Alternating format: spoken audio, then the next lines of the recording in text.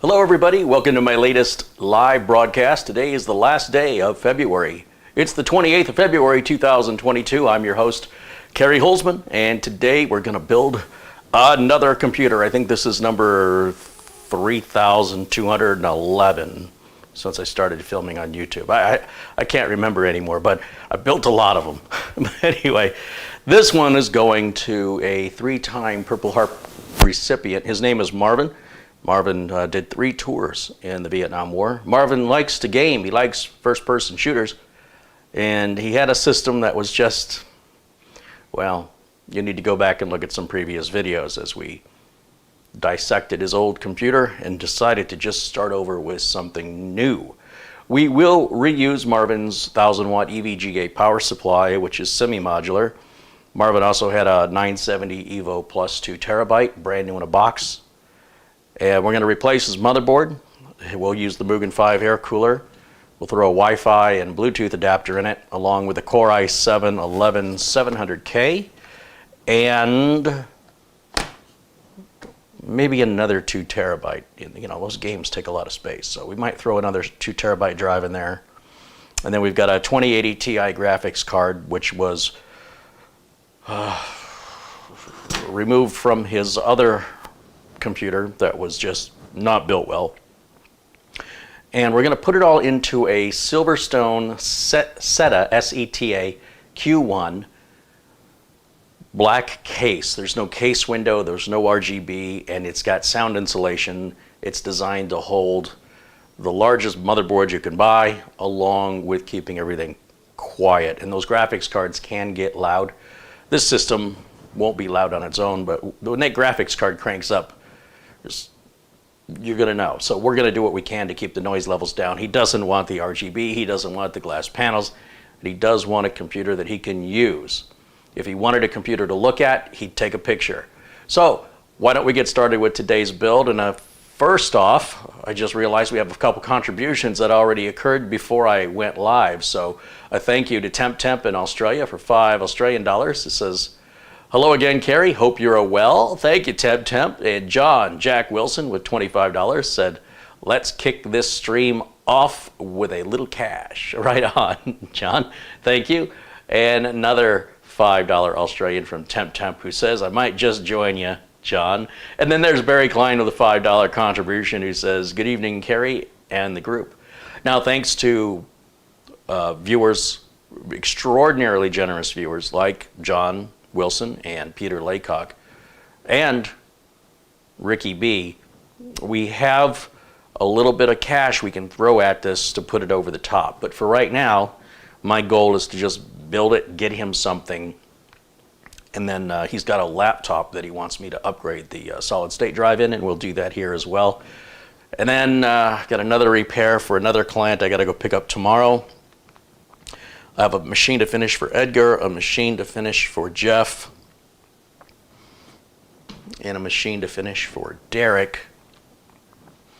And then I can start taking new orders again. So for right now, all new orders are shut down. As soon as I tell people I've got orders open, I always wonder if anybody's going to respond. And then, you know, I end up getting a ton of responses. But thankfully, luckily, somebody wanted me to build them a computer, and we started talking about prices and timelines, and they decided they were going to do it themselves, and that was kind of a relief for me because I don't have any employees, and I want to help everybody who asks for help, and it's hard for me to say no. So that at least is one less thing I have to do. So hopefully they'll enjoy their build, which I would prefer you guys do anyway. That's why I make these videos, to encourage you to build your own machine.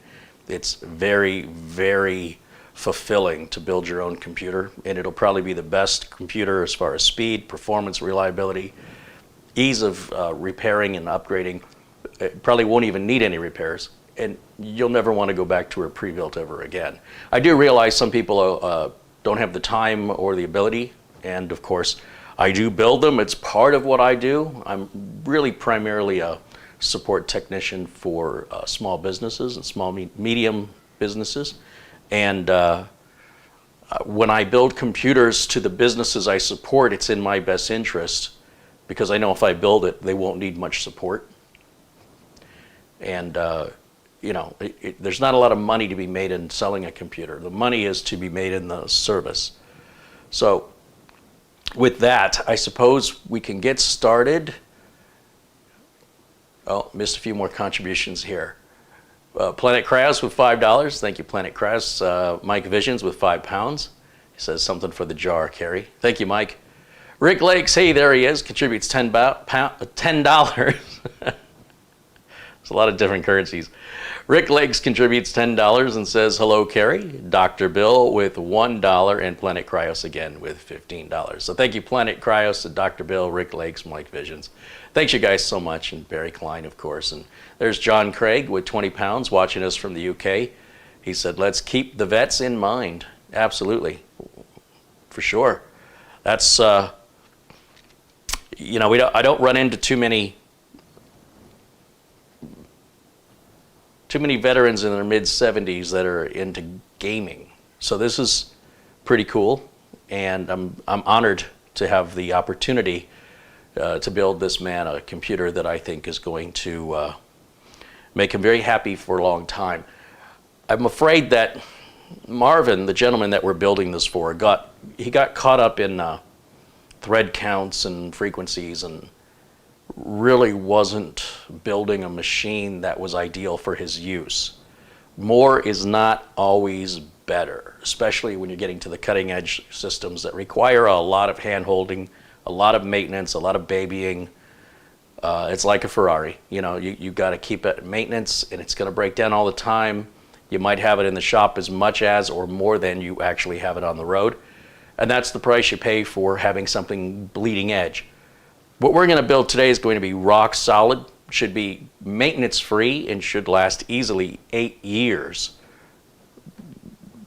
assuming it doesn't get damaged physically or somebody opens it up and starts messing with things and makes a mistake.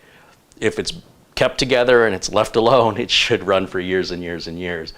However, I'm not worried about Marvin. He knows what he's doing, and my goal is, of course, for everybody universally is to build everything they need so they won't have to open it up anytime soon.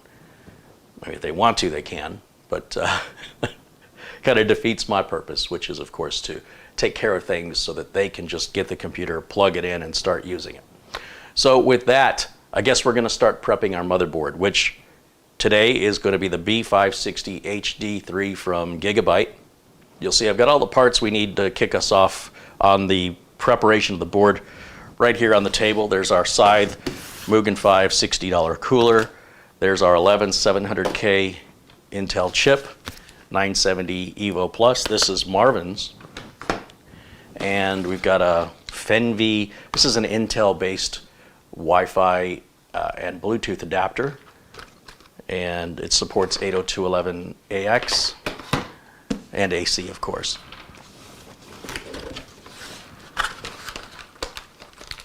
All right, well, we should know the routine by now. We'll start by, we'll get those M.2 screws out of there. We got the I/O shield there. And this can go over there. And we're gonna build on the box so I don't scratch up my countertop or my Lazy Susan. How you guys doing tonight? Everybody's good, I hope. Florida Channel Catfishing says Air Force vet here. Welcome in, Florida Channel Catfishing. Thank you for your service, my friend.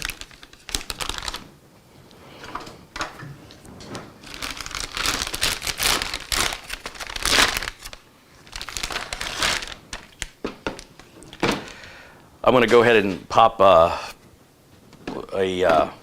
standoff in that extra mounting hole using these little plastic standoffs I have left over from the 90s. There's a mounting hole on the B560 on a lot of Gigabyte boards that just isn't supported by many cases. I have yet to see a case that supports this mounting hole by the RAM. So normally if you're building this board and you don't have these little plastic standoffs, you'll just leave that empty. But because I have these, I'm going to utilize them rather than put them in the dumps, you know, the garbage dump. So what I do is I just cut the little nub off of the end of it right here.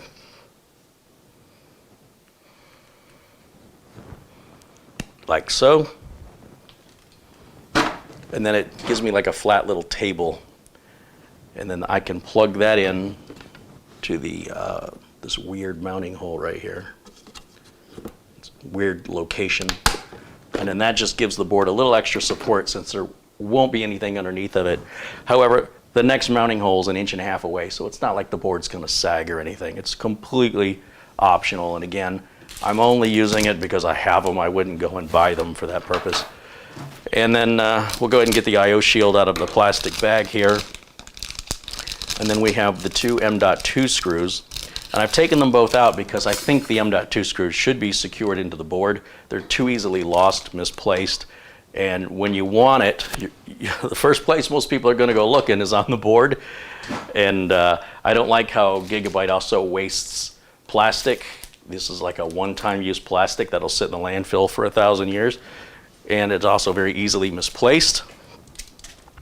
So I always like it better when Gigabyte includes the screws on the board. Asus never does, but Gigabyte typically does. This is kind of unusual, but just adds to my routine to make sure that, 2 years from now, if the customer's trying to add a drive and they don't know where the screws are, these can be very difficult to find. Obviously, you can go on Amazon and find them, but you might have to wait a couple days to finish your upgrade for the mail to arrive. And that's just frustrating. Anyway, this is our B560 HD3, and as I recall, we just did one of these the other day, and I still have the BIOS update on the BIOS flash drive. Remind me of that when we get there, because I don't have to go and re-download that. And I don't know, what should we do first? I guess I'll put the CPU in first.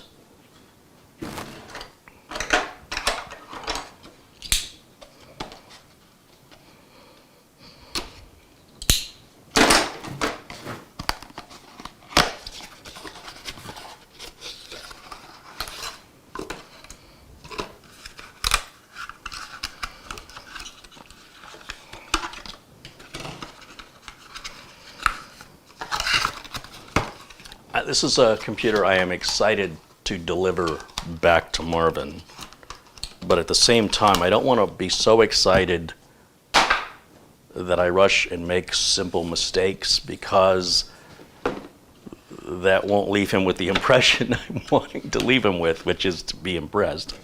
And don't you fall into that trap either. A lot of times people are so anxious to start playing with their new computer. They build it quickly and aren't really paying attention. They're not really aware they're not paying attention because they're in a hyper state of mind. So my advice to you is take a deep breath, relax. If you're that excited, go listen to some music for a little while and relax. Go watch some TV. Don't do it while you're excited.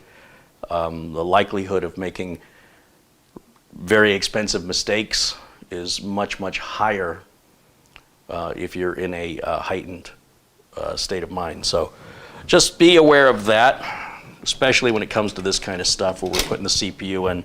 We've got 1,200 delicate little pins down there, and we want to make sure we have a steady hand and take our time and install that without bumping into those pins. This is the, wait a minute, I keep putting the wrong screen on top here, but I want to show you a close-up of the CPU we're using. This is the 11700K, and that's what we're going to be using here on Marvin's build. This is ideal for gaming. Anything more than this would be ideal if you wanted to make the games. There's a big difference between making the games and playing the games. And you'll notice how I hold it. You don't have to wear an anti-static strap if I always hold it by the edges. There's nowhere for static to go. Merrick Tamaz contributes $10. Thank you, Merrick. All right, let's get the CPU seated. And that's going to go in like so. There we go. And that little plastic cover just pops right up, and I'll throw it in the box here. And the next thing, we'll put the Samsung 970 EVO Plus 2 terabyte M.2 NVMe SSD Generation 3 PCIe by 4. this was already opened. I went to cut it and realized it was already open. So apparently Marvin had this open, and he found the documentation. Throw that in the motherboard box. All the spare parts, any leftover screws, any documentation, that all goes in the box. So it's all in one place. There's our M.2. Yeah, he got the instructions out. That's good. And that can go over there. So for this, we just slide this M.2 right into that slot. And we're going to need these screws now. So for that, I use a JIS screwdriver. It looks like a Phillips screwdriver, but it's got a narrower head, a little wider than a number 1 Phillips. It's a Japanese industrial standard. Really comes into use when you're working on laptops specifically, or any M.2 drives. Other than that, I just use a regular Phillips number 2 for the majority of a computer build, unless it's a laptop. But then you can't build a laptop, so, well, you can get a bare bones and you can sort of put it half together, but you don't get to choose your battery size and your screen size, and one kind of goes with the other. So anyway, let me just get these out of the way here, and we'll keep going. Darren Cluth with a $2 contribution. Thank you, Darren. I always use a magnetic tip screwdriver so you don't worry about dropping the screws. Magnets do not hurt computers. Magnets hurt floppy disks, and if you're still using floppy disks and VHS tapes, I would suggest keeping magnets away from those. Otherwise, you're okay to use magnets around a computer. I'm going to go ahead and put the spare M.2 screw into its into the little adapter here. It's like a little standoff, and I don't tighten it too much. I don't want it loose that it'll fall out, but I don't want it so tight that the adapter comes out with it. Now with that done, we can go ahead and start mounting the cooling system. Now I'm not going to put the cooler entirely on. I'm going to just go ahead and get the whole mounting bracket set up. Then we'll bring up the Silverstone case. Silverstone sent me this case to evaluate it, so I'm really excited. It's a pretty big case, and it meets my business needs. And most of my customers also have very similar needs in that many of my customers are more mature and they don't want RGB or glass.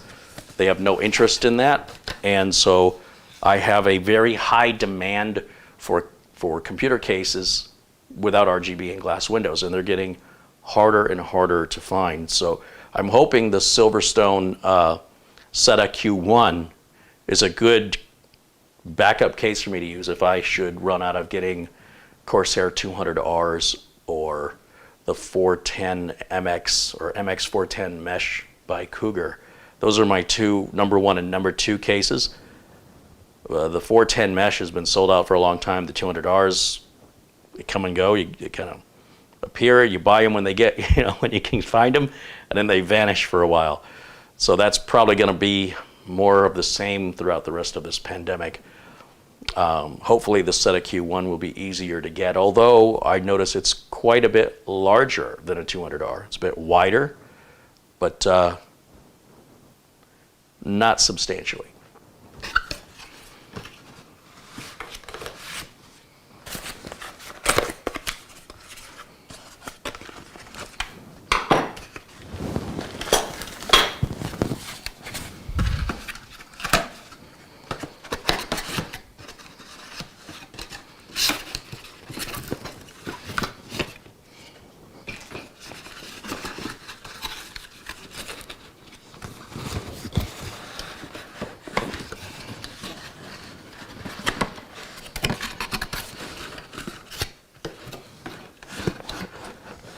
All the parts for today's build are listed in the video notes below the video, so please check those out if you have any questions regarding the parts. I don't have the graphics card in the parts list because you can't really buy them right now, but if that changes, I'll update it. But it's going to be a Zotac 2080 Ti.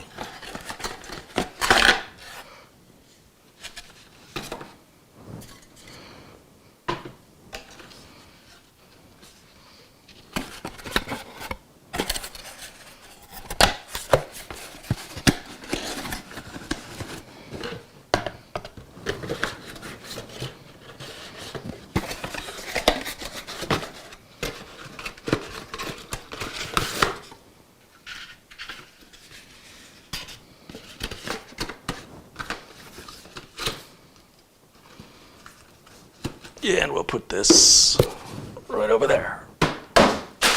Get up, I didn't hit you that hard. Okay, set that over there. We'll go through these installation parts. We don't need some of these parts. Some of these parts are for installing the cooler on AMD systems, for X99, X299 Intel systems. So we will need the back plate. The screws are already in there for us. And that can just go on the back like so. I have detailed installation instructions on this cooler in previous videos that you can search my channel for if you want all the close-ups and everything, but this is only about the 57th or 58th of these I've done on camera, so you'll forgive me if I don't want to keep repeating the painstaking process of getting all those close-up camera shots and explanations when it's already been done ad nauseum in the past. The straight brackets are what we need for Intel. These curved brackets are for AMD, so we're not going to use those. And then we've got the fan wire hangers here. We just need 2 of them. They give you an extra set of 2 in case you want to put another fan on the other side of the cooler. I really recommend you save your money and don't waste it, and avoid putting a second fan on your cooler. It will make very, very little difference in reality of cooling. Now in this little bag we've got a bunch of little screws and spacers. We need these spacers, black plastic spacers with the rubber side against the motherboard so we don't scuff up the board. It also doesn't fit right if you leave the rubber side away from the board. It'll just slip off of there. So you see when I push these on, they've got a little resistance, and then that helps hold that back plate in as well as gives us the spacing we need for the brackets to sit on top. Fritzer with a $10 contribution says, for the continuing journey through the computer tech issues. Well, let's hope no tech issues. Everything should go right by the numbers today. This is a familiar build. We've done these builds countless times before. It's a wonderful first-time build if you've never built a computer before.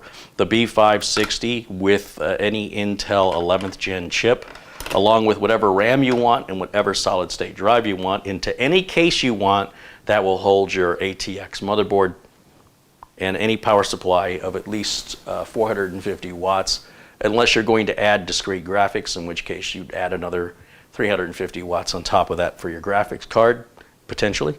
And that's all there is to it. It's really a simple process, and you'll save a lot of money, and like I said, you'll have the best computer you've ever owned. And by best, I mean fastest, quietest, most reliable. The rest of these screws can all go back in this bag. This is all the AMD and other Intel platform. I just got to put these little thumb screws on top here.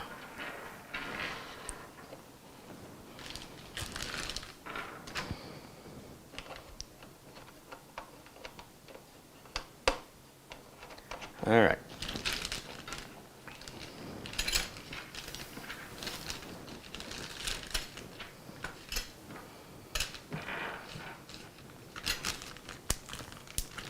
Now that's done.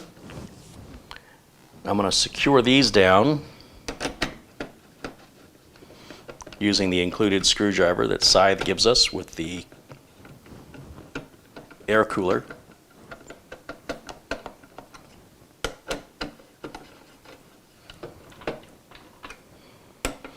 And these, you just want to turn them until they're tight. You don't need to go super tight with them, because once they start offering you a lot of resistance, that's a good place to stop.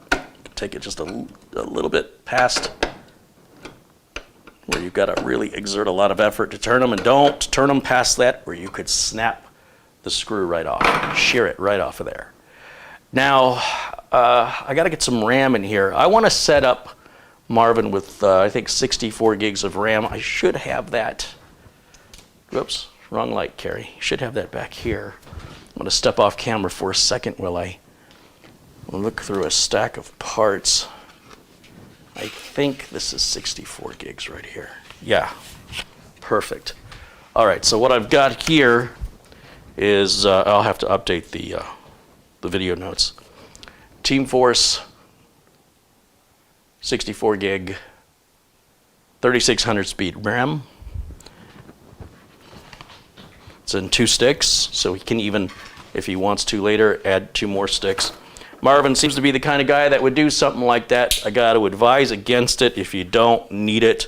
It's just more things to break. It's more money to spend. If you've got 128 gigs and you're only using 16 or 20 gigs of RAM, then you just wasted your money.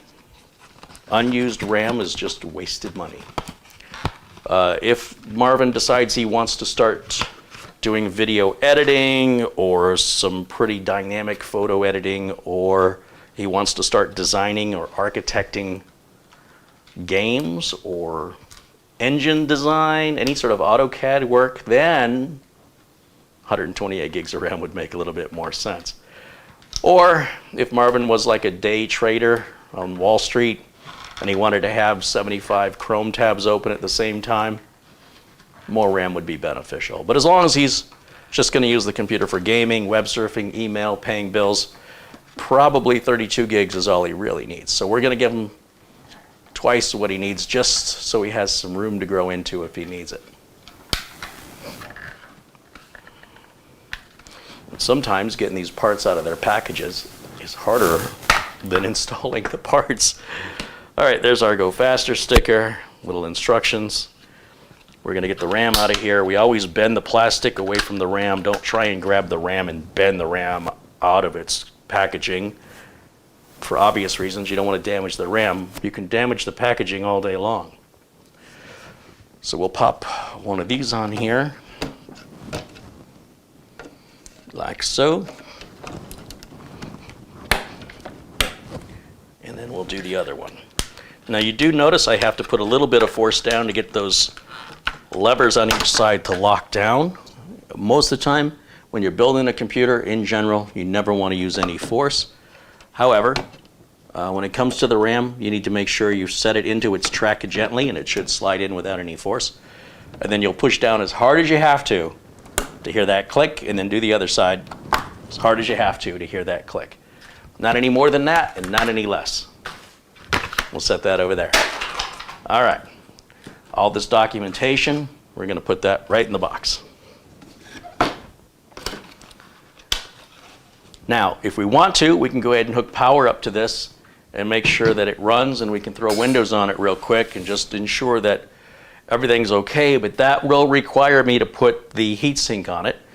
And I think, you know, I think all this is going to work just fine, so we're just going to go ahead and grab the case and we'll start prepping the case so we can install the motherboard into the case, then the heatsink, and then install Windows. And then we can put the graphics card in. I always save the graphics card for last. We're using the integrated graphics on the chip until we've got Windows 10 and everything installed, activated. Well, not activated. I don't want to activate Windows and then add a graphics card, because that could cause Windows to deactivate from too many hardware changes. But I will get Windows installed and updated. Activation will save as the very last thing. This is the SETA Q1 from Silverstone. As you can see, we've got no case window, no RGB. It's about the same height as a 200R, maybe about 2-3 inches wider. So hopefully there's a lot of good room in here for cable management. And let me come around. There's $10 from Planet Cryos. He said the 12900 KS ships next month. What's special about the KS on the 12900? What's its clock? What's it clocking in at? You know, the 9900 KS is what we have in the streamer, and that big deal was that it ran at 5 gigahertz on all of its cores. Normally when you see a turbo speed, it's referring to one core, not all of them. There's the sound dampening material in here. It's a pretty weighty side panel, which I like. That's not going to be easily bent or damaged. I hate it when they make cases out of cheap materials that can be easily bent or they flex. This case is definitely solid. It's a good thing. And these panels, interestingly, they just slide out about about a half inch, and they just go into these little grooves right here on the side. And then there's no tabs or anything on the sides. So that should make cable management super easy. Yeah, I'm surprised that this isn't deeper for cable management. You only have about a 1/2 inch. I expected this motherboard tray to be located a little more inward for more cable management space. However, because the power supply is mounting at the bottom, and we can shove a lot of extra cables down here, and he's got a modular power supply, cabling won't be an issue on this specific build, but potentially could be on yours if you're adding a bunch of nonsense to it. So with that, yeah, it may not be nonsense to you, but it's nonsense to me. You know, like Marvin had a liquid cooler, an all-in-one liquid cooler. And, you know, that adds to your cabling and everything else. Obviously, this will fit a liquid cooler without a problem. It even appears to have a removable top here. This is interesting. Look at that. It's also soundproof. And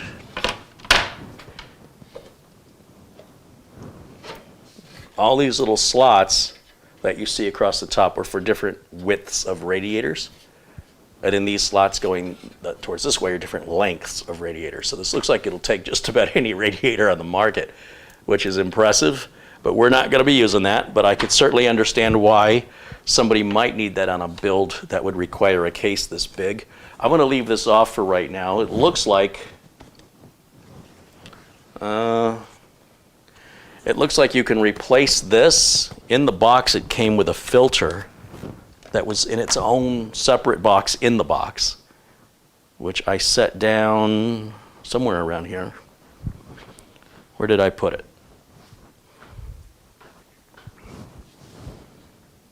Bear with me for a second. There's a lot of projects going on here at the same time, and oh, here it is. I moved it out of the way, but this is it right here. This was in its own little separate box. And I guess the point of this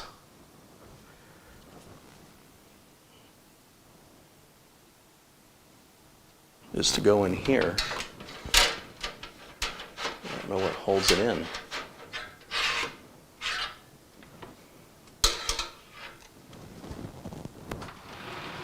Unless it goes here. It might go to the front.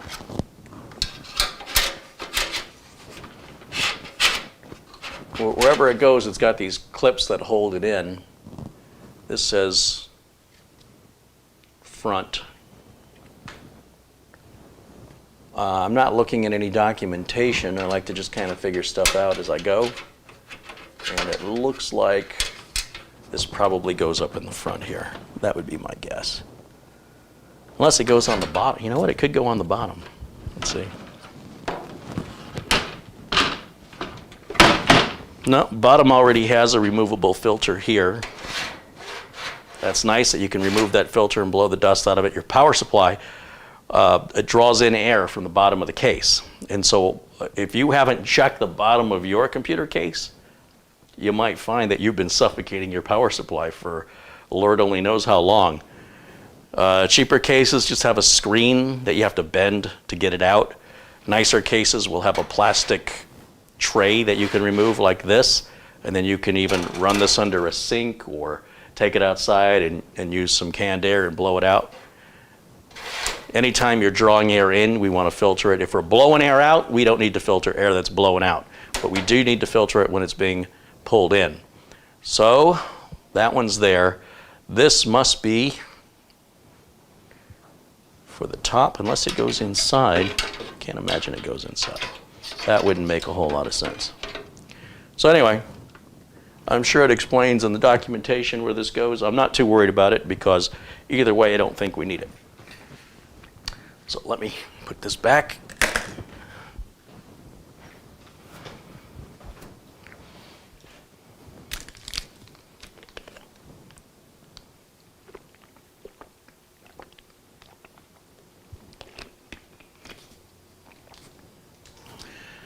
And let's take a look here. Standoffs are already pre-installed in the standard ATX positions. And there should be a box with screws and any other mounting hardware we need The case always includes the types of screws that that specific case manufacturer wants you to use. They are not universal and interchangeable. Not even from the same manufacturer, can change from case to case. We've got, looks like a 140 mil fan in the back and two 140s up front that come with the case. It's a nice touch, especially when you're at this price point. I think on Amazon this case is around $185. So, you know, when you look at the price of the Corsair 200R right now on Amazon, you're only a couple dollars more than that. And this is much more for your money. It's not just a matter of charging you more, you're getting more. As I mentioned, the thickness of the material, it's sturdy.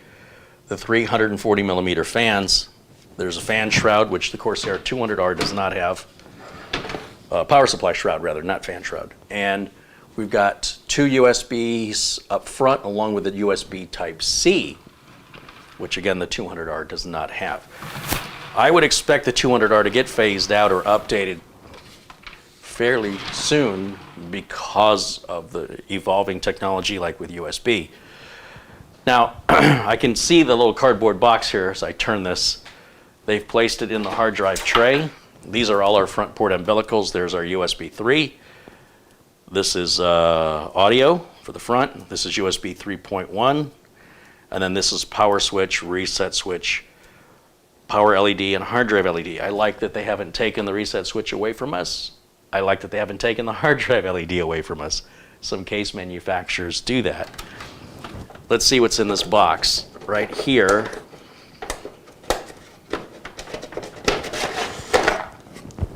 will be all of the screws and components we need to mount hard drives, motherboards, etc. into the case.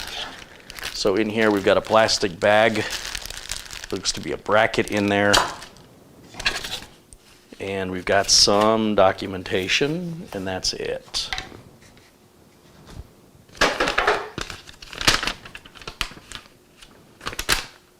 This is just warranty information. There's really no documentation that I can see for the case. Although a lot of manufacturers these days just want you to go to the website, click on the support button for the product, and then download the manual on your computer screen, not waste paper.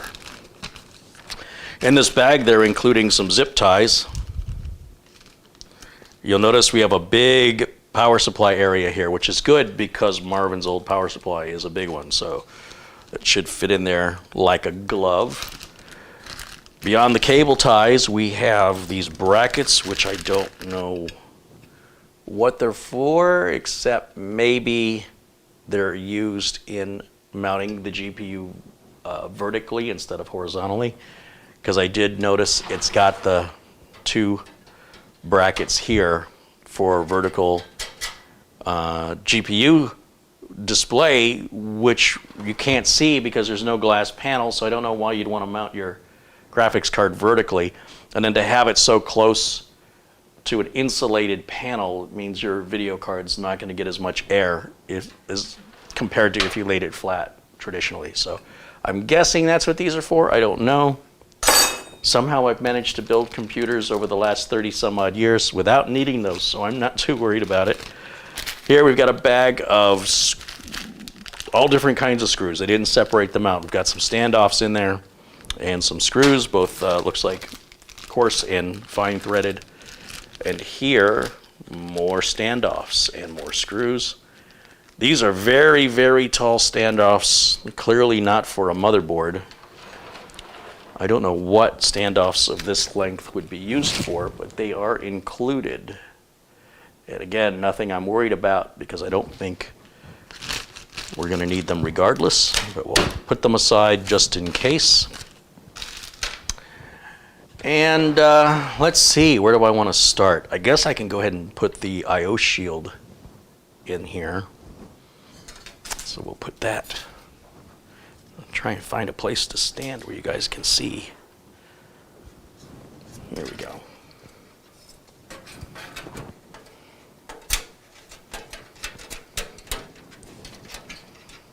Well, that standoff gets in the way. That's interesting.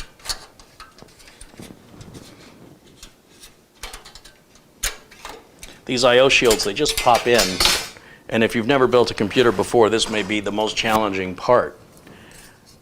Once you kind of get a feel for it, it's no big deal, but it's sort of like driving a stick. Once you start out a little rough, and then once you figure it out, it's no big deal from that point forward. This case, having that standoff right there is not a good location because it's really interfering with my ability to put that I/O shield in. So I got to make sure I put the I/O shield in that side first. And then the fan cable's kind of getting in our way. I think that ought to do it. Now, of course, you could always take the standoff off and then put it back on if it's getting in your way. I am trying to work around it. And that puts our I/O shield in. And then I'm going to go ahead and lay the case flat so I can lay the motherboard in there. Case has a nice weight to it here. You're definitely getting your price per pound money's worth.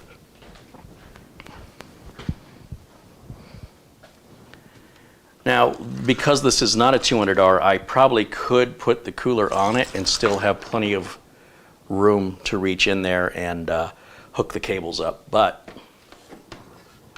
I'm going to go ahead and just stay with this plan for now.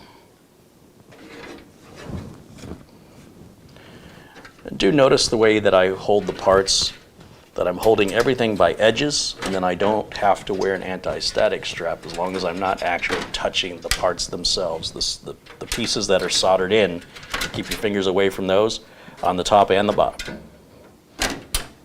Whether we're talking the CPU, the RAM, it's just a universal rule. And if you're afraid you can't do that, then go ahead and wear an anti-static strap. Although an anti-static strap won't guarantee no damage, it certainly reduces the likelihood should you static shock something. People make a big deal out of static when they should be making a bigger deal out of something that's more likely to happen, like dropping the parts or handling the parts wrong in the sense that you could hurt yourself, you could scratch your furniture, and that's far more likely to happen than any damage that can occur from static. But there are people out there online on the internet, and they're out there, and they will swear to you that static is a very likely possibility when I have never seen anything damaged by static in my entire career. And I have seen items that people claim were damaged by static, but it doesn't appear that's what caused it. In my opinion, it looks like there was a power fluctuation or short. But static damage is an excuse that people who don't know the answer, that's the answer they give. It's sort of a universal catch-all. And if you want to translate it, it means I don't know why your motherboard died or why this part died, so I'm going to go with static. It's just a universal catch-all, and it means I don't know. So just bear that in mind if you ever hear that from anybody. If they insist it's static, ask them to prove it. They can't, and therefore they're just making it up. They're just coming up with an excuse that fits their agenda. So just decide for yourself, but if you ever have that discussion with somebody and you hear that, they're just letting you know that's where their lack of education stops. They don't go beyond that. Well, you know, I think I would admire somebody who said I didn't know, right? Somebody who said, this part died, I don't know why. But when they say it died and then they say it's because of static, they're making stuff up. They cannot prove that. All right, I'm going to grab these short, coarse threaded screws. I think that's likely what the standoffs behind the motherboard are going to take. At least that's what the Corsair 200R takes, although this is a completely different company. If they're the wrong screw, they won't even get started into the standoff. Yeah, they're not even starting. So it must be a thinner. Well, but wait a minute. Okay, well that's weird. So those, they must want you to use those for hard disk drives, I guess. So we're going to use these fine thread screws. Let's see if that, yeah, that works. So it is the fine thread. There you go. See, I was wrong. I made an assumption like somebody might do when they say some problem was caused by static.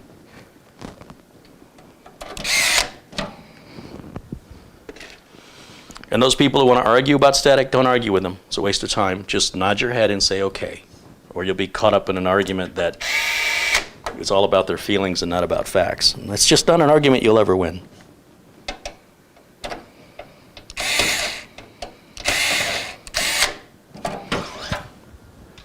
Let's see. We've got another one that's going to go. We've got 2 on the bottom, 2 that go in the middle.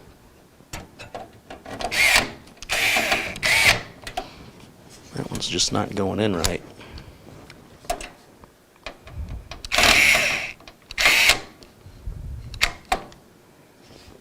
Okay. And then we should have one more right up in this corner closest to me at the top of the board.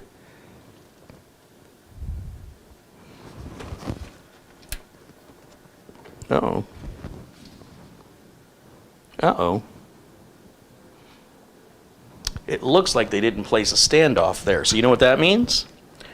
I have assumed something else incorrectly when I said all the standoffs were pre-installed in a standard ATX. For some reason, a very critical and always used standoff, which is the one in the upper corner, has not been pre-installed. And of course, as you see in this live video, that's the one I do last, right? If I'd have started there, I wouldn't have gotten this far. I can't make this up. You know why that happened? Because of static.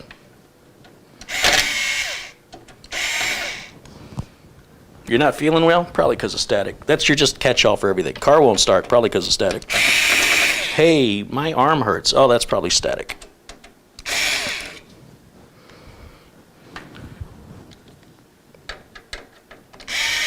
Let me take a look at what's going on in this other corner, because it certainly appears that I don't have a standoff pre-installed there, and every motherboard uses it. Okay, well the standoff is there, but I guess I didn't have the board lined up well enough to see it. It wouldn't have made any sense if they didn't put that standoff in place, so I'm going to start with that side first this time. Fool me once, you know. I'm guessing I just had the board maybe a little cattywampus, or maybe it was located right over it in such a way that I was looking right through it. Very strange, because I reached in with my finger, couldn't feel it either, so that one fooled me. But I won't get fooled again. Yeah, that's weird. You know what? There's definitely not a standoff there. Wait a minute, what is going on? I am puzzled. Ah! I see. Usually on most motherboards, this top standoff hole, mounting hole, is offset. It's in about an inch away from the board. But the other mounting holes down below, they're about a 1/4 inch away from the board. So that pre-installed standoff is a 1/4 inch. So there's another hole that's another 1/2 inch over. This is the hole we're talking about. If you notice, this hole down here is right down there. It's right that far from the board, whereas the hole on top is that far from the board. So it was pre-installed, but in the wrong location. I guess that's for larger EATX boards, which obviously are not as common. But I guess if you're building a server, that would be in the right place. That's a standard 5mm hex nut, and I have a little ratcheting tool that I use for that right here. And we'll just move that over. It's a bizarre choice to pre-install that in the less common position. Very interesting choice. So I just need to move it over an inch towards the center of the case, away from the edge, and then we should be okay from that point forward.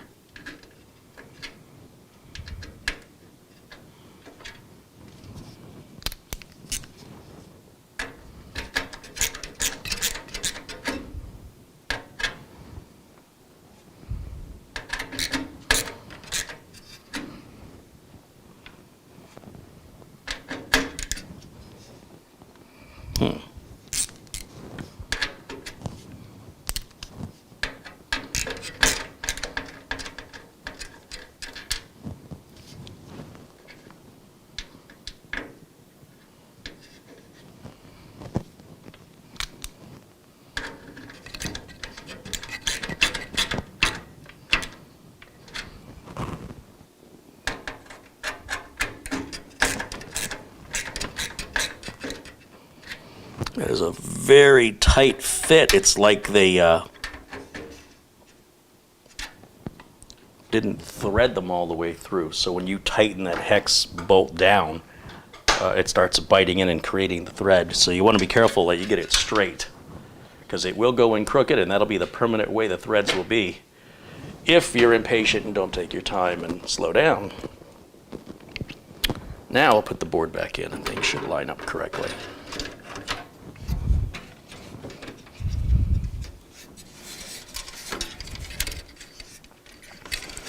Thank Tony over at Silverstone for sending the case over to me.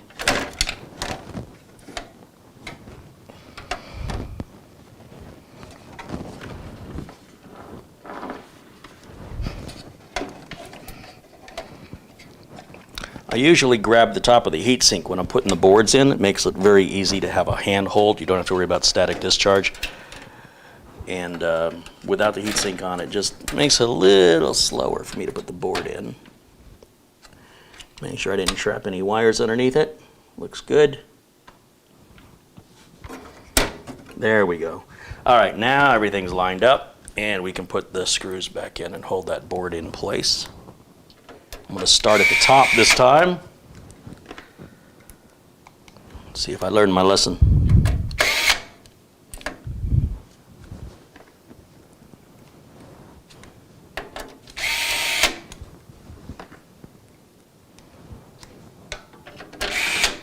Two more to go.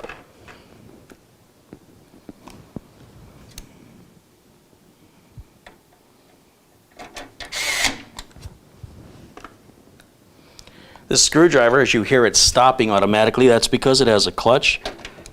I've got the clutch level set at 3 and I'm on high speed. So the screws are going in rather quickly. I'm going to just double check them because some of them feel like they're not going in all the way, and I just want to make sure that there's no play. Otherwise the board could wobble, especially when it's being moved, transported. Yeah, that one's definitely was a little loose there. That one's okay.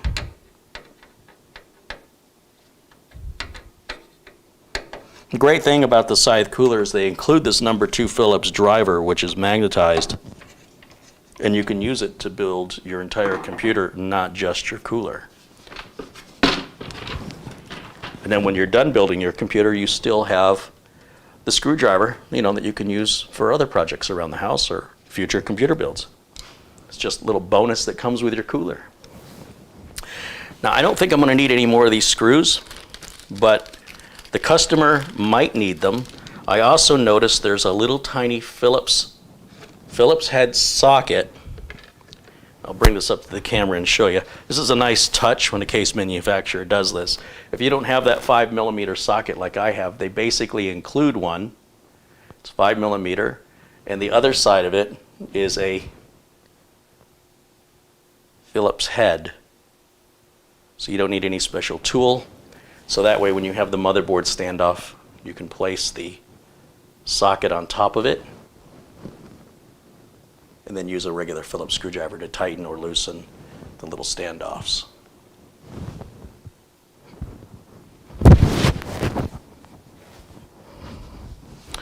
All right.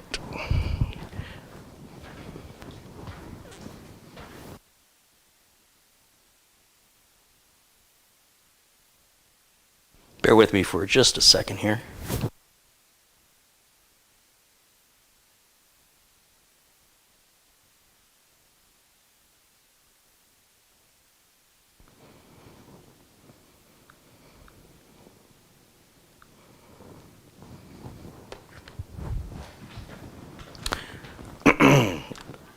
Let me give a shout out of thanks to Kelly Stewart, who sent in a $50 Amazon gift card. Hey, thank you, Kelly. As always, appreciate your support and your generosity to the channel.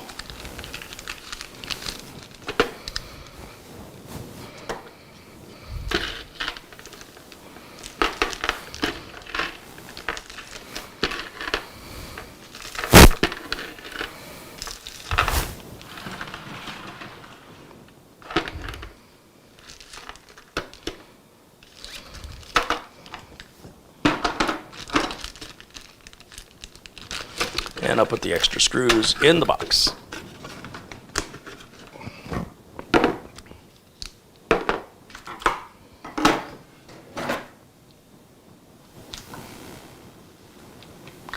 Now, let's see, what do we want to do next? I guess I can put the power supply in there. And I have to find it. I moved Marvin's parts that we're reusing. Ah, here it is.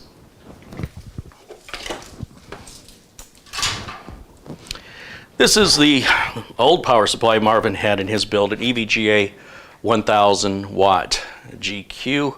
It's 80 plus gold, I guess. It's semi-modular, meaning the motherboard power connector does not come out, but the other connectors do. And that should be the only cables we're going to need on his build. One for the power to the graphics card and one for power to the CPU. And this one here is extra. He's going to get all the extra cables we're not using. His old build had a bunch of old school fans and RGB lights that needed all these extra power connectors. It was a cable and management nightmare. And he didn't even want any of that stuff to begin with. We mount it with the fan facing down. Remember, it's like a vacuum cleaner. It's drawing air into the power supply, and then it blows the air out. No matter what anybody says on the internet about positive and negative air pressure, keep in mind that it has no impact on your power supply. You have no way to control the positive or negative air pressure of a power supply. It is one of the most critical components of your computer, and it doesn't matter what kind of thermal compound you use or how many fans you put in your machine or whether or not you have negative or positive air pressure. This is an enclosed ecosystem, and everybody just ignores it and doesn't mention it because it doesn't fit their agenda, right? Their agenda is to sell you fans you don't need and to convince you you need them using some theoretical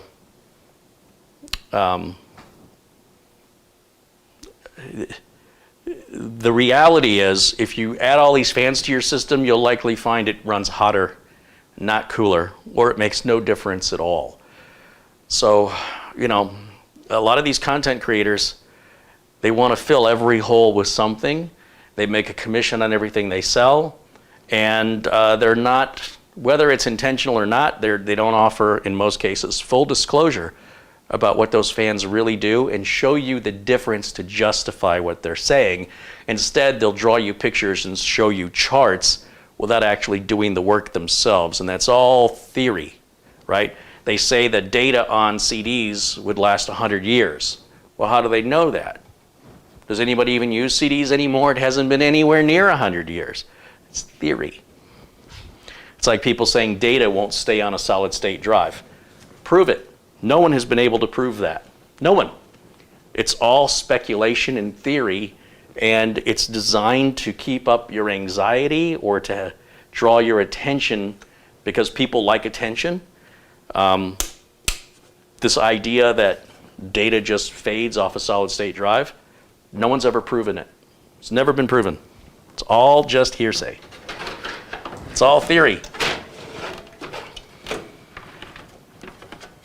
So here's what you do. Get yourself a solid state drive, put some data on it, put a label on it, stick it in your closet, and then in 40 years, come let me know. You can go visit my grave, and you can let me know that I was right or wrong. Until then, it doesn't exist. Okay, I got to put some screws into that power supply so we can secure it. And I have some power supply screws specifically for that purpose. Probably the case came with those screws too. Let me just see what came with the case. Planet Cryos with $10 says, well, 5.5 on turbo. So assuming only one core like you said, oh, we're talking about the 12900KS. So 5.5 gigahertz on turbo. So assuming only one core like you said, but a boost of 5% single core, 10% multi-core, and at a heavy price around $700 to $800. So the 9900KS runs 5 gigahertz across all cores. That's what made it special. If the 12900KS follows suit, then it should run 5.5 on all the cores, not just one. That's what a regular CPU does. Okay, so we did not get the standard hex head screw for the power supply. However, I have a bunch of them. In fact, I buy these black hex head screws from Amazon for like $5. You get like 50 of them. And I have an Amazon store link in the video notes below this video. And you can buy all the tools you see me use and all the, like this is the bag of screws. It's just a big bag of, I'll show you. I go through a lot of these, so.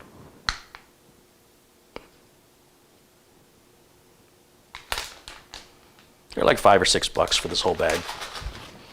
As you can imagine, it'll last a while. If this was a new power supply, it would have come with screws. But we're reusing a power supply, and the screws it had were silver, and I want to use black ones, because that's the kind of guy I am.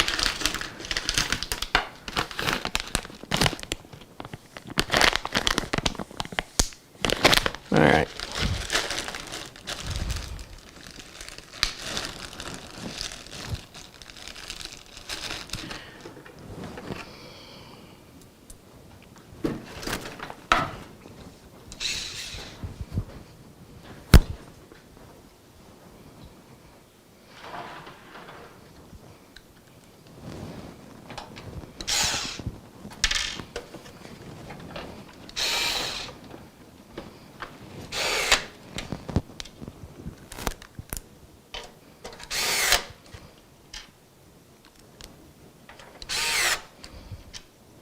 Now the screwdriver is hitting its torque long before these screws have sunk in because this power supply is not straight.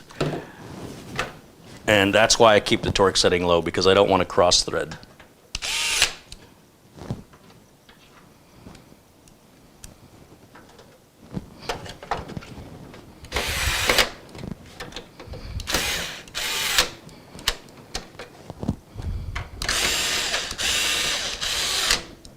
Better.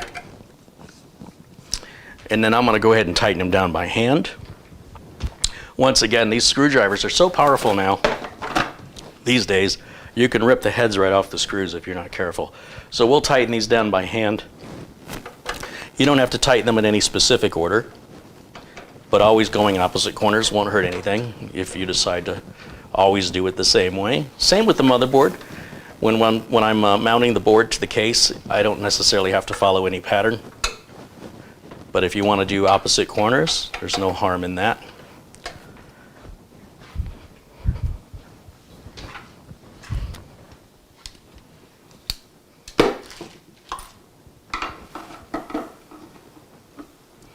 What do you do with old cases? The old cases go to the recycle. So the recycling company gives you so many cents per pound for aluminum. There's a big aluminum shortage right now, so aluminum's getting good money per pound. Steel, you don't get a lot of money for, but it keeps it out of the dump. The cost to ship a case to somebody is oftentimes near the price of just buying a new case. One of the benefits and one of the way that we're spoiled with Amazon is they include free shipping. And when you order a case off Amazon or Newegg and you're getting free shipping, you should try, when you receive the case, just ship it to somebody else. Don't take it out of the box. As is, take it to UPS, FedEx, DHL, United States Postal Service, and ship it, and watch how much money it is to ship that case. And you'll say, why would anybody pay to ship a case? I say that because usually the question that follows, what do you do with used cases, is, can I have it? And it is cost prohibitive to ship a case. Now, what I'm going to do is I'm going to put this large motherboard power connector in, and there's a piece of metal you can't see that's right behind this wire grommet. And so when I slide it in, I got to put it in on an angle and push it in sideways. In fact, it won't even go in. I'm going to have to bring it in from the other side. And it's right here. And that's going to do a real nice job of hiding the cabling, but once again, doesn't really matter since there's no glass panel here. It's as though Silverstone intended this to have a glass panel. Even this power supply shroud is kind of pointless, because the whole point of it is to hide the power supply and the cabling from the window, but there's no window. So this doesn't need to be here, and these don't need to be here. Now, they're not hurting anything by having them, but these things cost money. So whatever you're paying for the case, you're paying for this shroud and you're paying for these covers, which also look like they could hold 2.5-inch drives, I'm guessing. They probably do 2 jobs there. So this is our big 24-pin motherboard power, and I'm going to just pull this through. I'm going to pull way more than I need so that I have some slack enough to comfortably bend it around to seat it into the connector. Once it's snapped on, then I can push the excess back out. And that'll be the process you follow if you don't want to struggle with it all day. Now this connector up here is the one I'm worried about. This one right up here. When the heat sink's on in a Corsair 200R, I don't have a lot of room to reach up in there. There's also a fan connector that this fan can connect to. And we'll go ahead and hook those 2 things up before we put the heat sink on, even though we still would be able to get in there much easier with this Silverstone case than with the Corsair case. It's still easier regardless. So with that, I need the CPU power connector, which is this one here. And then this is going to be video. So we'll bring this around and then up through the top, up through this wiring grommet here. And then that's going to go onto this connector. These 2 get pushed together. Again, we want to pull through as much as we can of the spare cable so we have some wiggle room to move this around to get it seated properly into the connector. Once it's seated in the connector, then we can push the excess slack through to the back. Slack to the back.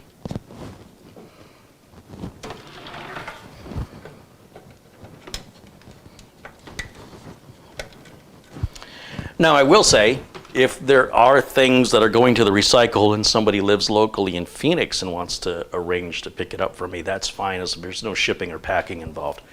But I don't get too many Arizona viewers. I get a lot of viewers in New York and Florida. I'd say the 2 areas where I have the most viewers are New York and Florida. I don't know why. It's pretty unusual, I think, but that's just what it is. And so a lot of times when I'm getting requested to ship veteran PCs or getting orders for computers, they are coming from the East Coast. I ship more computers to New York and Florida than any other states in the United States, by far, by at least 4 times. It is what it is. But it does end up costing a lot of money to ship a computer because any further east than Florida and you're in the ocean, same with Long Island, you know, you're shipping in Long Island, a few more miles east, you're in the ocean. And it's not the Pacific Ocean, which I'm much, much closer to. It's the Atlantic Ocean, which is the furthest of the 2 from me. But that's just Murphy's Law, right? That's just the way it's got to go. I'm going to grab these wire ties, not wire ties, these cable ties, and I want to tie up that fan cable so I can connect it onto the motherboard. We'll do that right now because it'll be a lot easier to get to.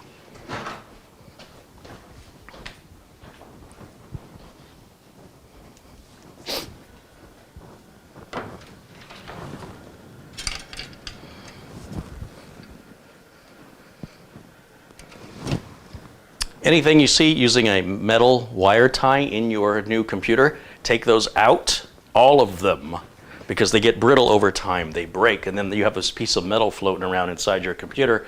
And when you move your computer, even if you're moving just because you're cleaning around it, or you're actually moving from one place to another, if that gets wedged behind your board, it could short everything out and toast your whole system. All that because you just didn't want to spend 3 seconds and a half a penny on a cable tie.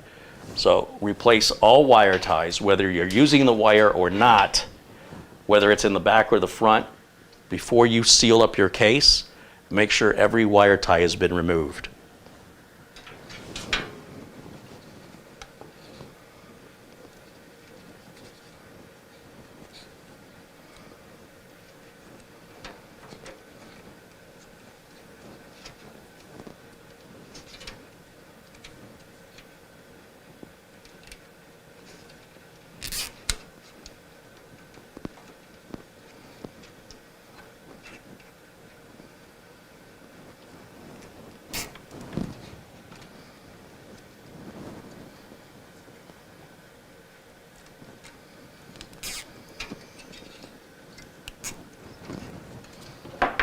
Okay. There's one. There's the other right there. And then that can plug in right up here in this corner.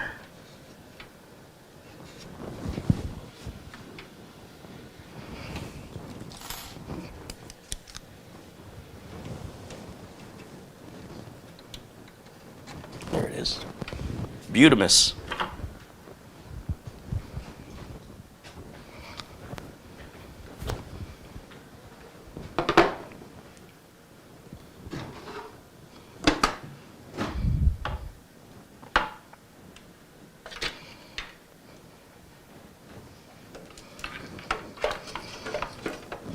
I want to just tuck that power supply cable in for the graphics card. We can do our front port umbilicals, and I also have to put the heatsink on, so I'll just do the front port umbilicals right now because that's what I feel like.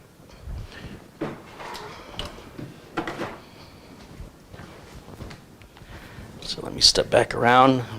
All these metal wire ties have to come off. So there's one here. There's one here. There's one on this fan, but I'll get to that later. All right.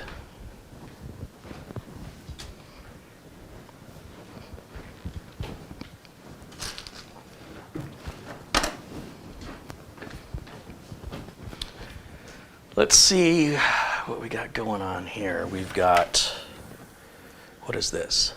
That's our front port audio. We should be able to sneak this bad boy in right up underneath. There's a little cable management hole right under there. That connector's always on the bottom left of every ATX and micro ATX board I've ever seen. See that? Pops up right here.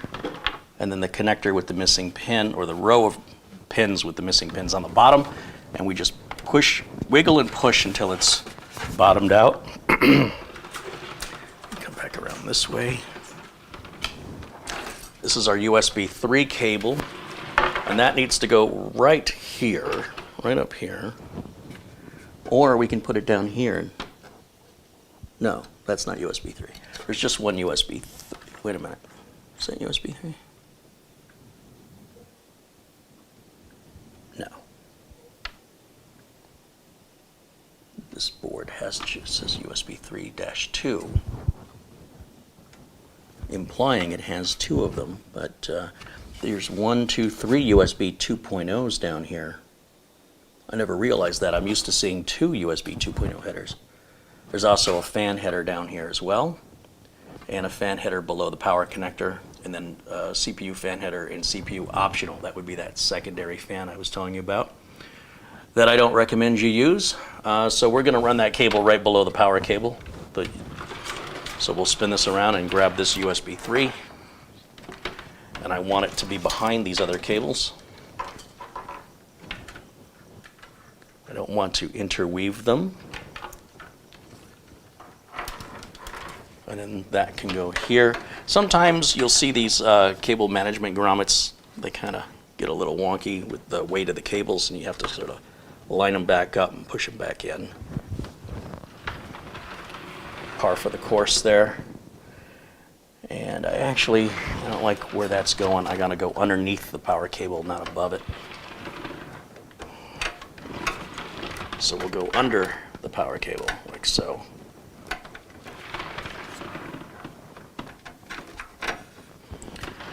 And then we'll just plug that on. Again, pull your slack through so you have enough room to kind of move the cable around, seat it properly. And then this cable, it's going to stick out. It's a very rigid cable, and if you try and bend this cable any further, you'll likely break the connector right off of the board. So leave a little slack. That's why I was hoping there was one down below, because that would be a cleaner look, but c'est la vie. Okay, lastly, we have, what, two cables left, right? We have the USB 3.1 right here. Does this board have a 3.1? This board does not have a 3.1 or 3.2, so we're not going to hook it up.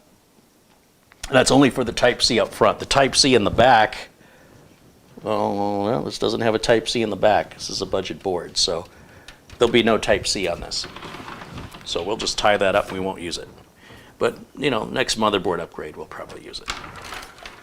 And then this will be our front port switches and LEDs.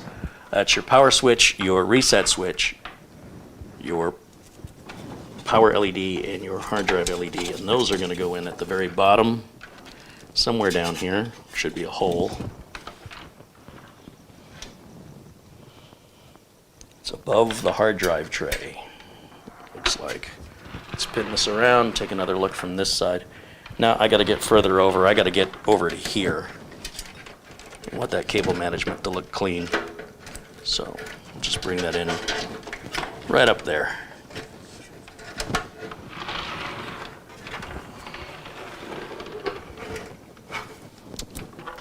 And so we start with the hard drive LED. Positive cable going on the bottom row of pins closest to the left edge. The hard drive LED is what we just put on. The power LED goes on just above it. Positive above the positive cable of the hard drive, and the negative above the negative cable of the hard drive LED. So the power LED and the hard drive LED sit one above the other. And then the next pins over on the bottom row, which is right next to the hard drive LED, is going to be the reset switch. And then the two pins directly above it are the power switch. And then that's all there is for these power switches that everybody freaks out about. They think it looks too complicated. You just handle one cable at a time. And before you know it, you've got them all hooked up and it was no big deal. And your anxiety was for nothing. It did not help you. There we go. So that's the 4 cables pushed on there.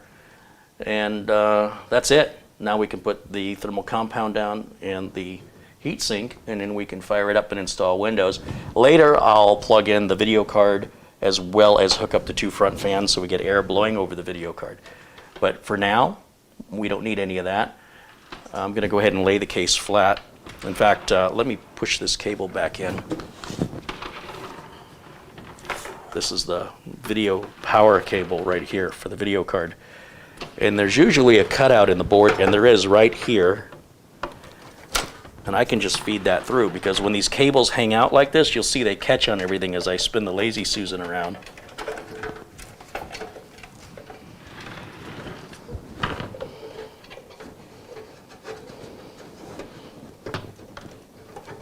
And this is where it needs to go anyway, so we might as well just get it out of the way.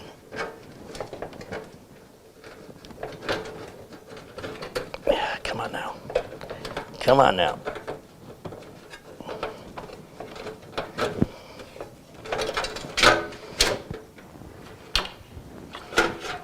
There we go.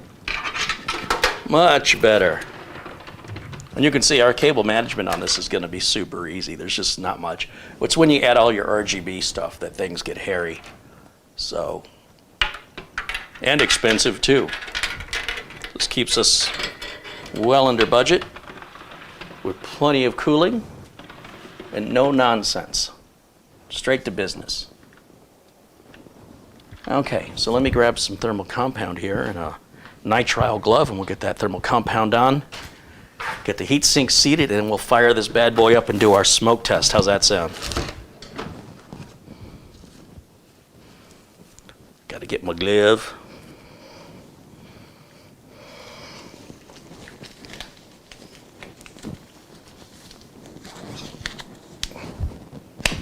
Next.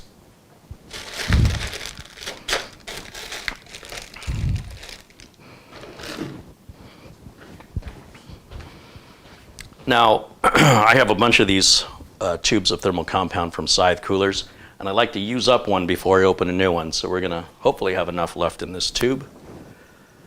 Yeah, put some on there. Oh yeah, that's good. That's good, that's good, that's good. And I just do a little finger painting here. Have a little happy little mistakes. Happy little accidents there. Make that a tree. And these are little hills and valleys, and we'll just put a little bird there, and look at that. Enjoy your artistry and creativity of thermal compound. Perfect. Now I know I have an even application of thermal compound across the entire surface of the CPU, which is something I cannot be reassured of if I simply put dabs of thermal compound and squish it down and count on my faith. I prefer to count on science. So when I spread the thermal compound like that, it eases my mind that I don't have any bare areas. Now, just about any way you apply thermal compound will be fine. And again, there's a lot of theorists out there with very few who actually take the time to test different application methods.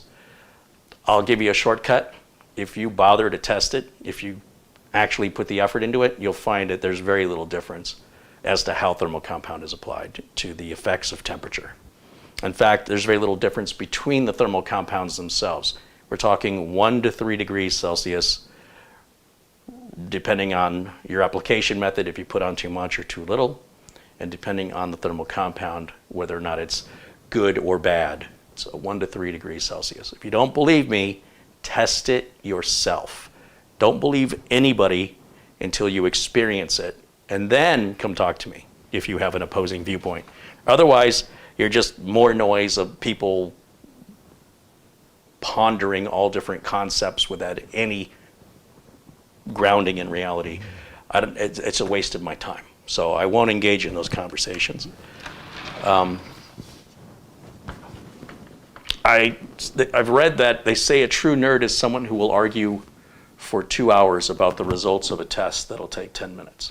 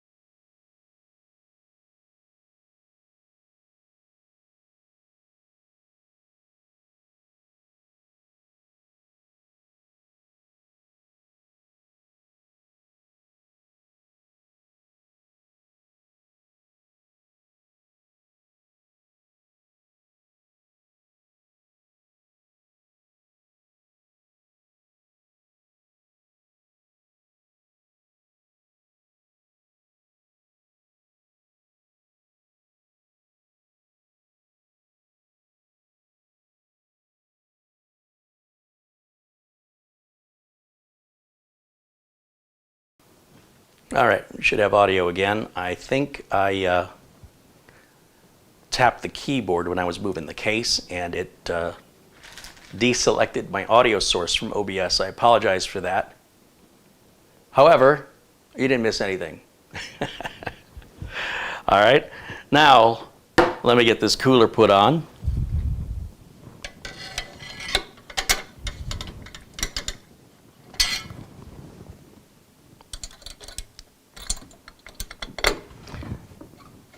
Does anybody have any questions for me?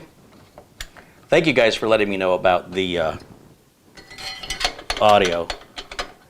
Garcia Boy 80 says that's static's fault. Yeah, that's what happens. It was static that caused that. I love it when you guys pay attention.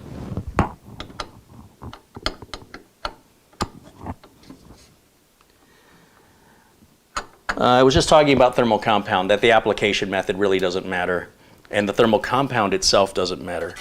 Whether you want to use expensive thermal compound or cheap thermal compound, whether you want to place it in little dots or you want to spread it. If you run the tests yourself, you'll see that there is a 1 to 3 degrees Celsius temperature difference between compounds and application methods. So it's really not worth all the anxiety people have over it. And I advise you to not get involved in such waste of time discussions. and to let reality be your guide, not speculation and theory. And if you don't believe it, only you can run the test yourself and try different thermal compounds and different application methods. After you've done that, then you have an opinion worth listening to. Otherwise, these opinions are not based or grounded in reality, and so a lot of waste of time happens online with people arguing about theory. And thermal compound is one of those things. How you apply it and how much you spend on it. It's just a way for people to convince you to spend more money on something that really makes a very negligible amount of difference. So do what you like and don't worry what anybody else says. At the end of the day, it's your computer and your environment and your testing. So as long as it meets your requirements, it doesn't matter what anybody else thinks. You don't need their approval. Unless you're building for them, right? Unless they're your customer, they could just mind their own business. But we don't live in times where people mind their own business anymore. So best to not engage with those kind of people. The last thing I have to do is put the fan on this cooler, which I have right here, and I've got to put the little fan hangers on, which, where did I put them? I set them down. Let's see. What did I do with them? Here they are. All right, so this is going to go on this way. Let's see how we're going to put this on. It's going to go on like that.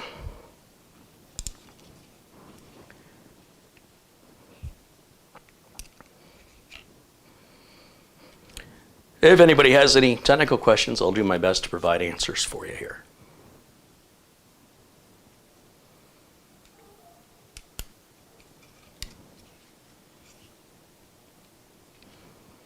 And I'm going to go ahead and cable tie this cable now, because once it's installed, it'll be far more difficult to do. So we'll do it. Well, it's easy. And again, we've got a wire tie here. This has to come off. If you want to keep your wire ties on, go right ahead. Just don't contact me for help when your system shorts out, because I'm going to say, sorry, I didn't build it. Not my job.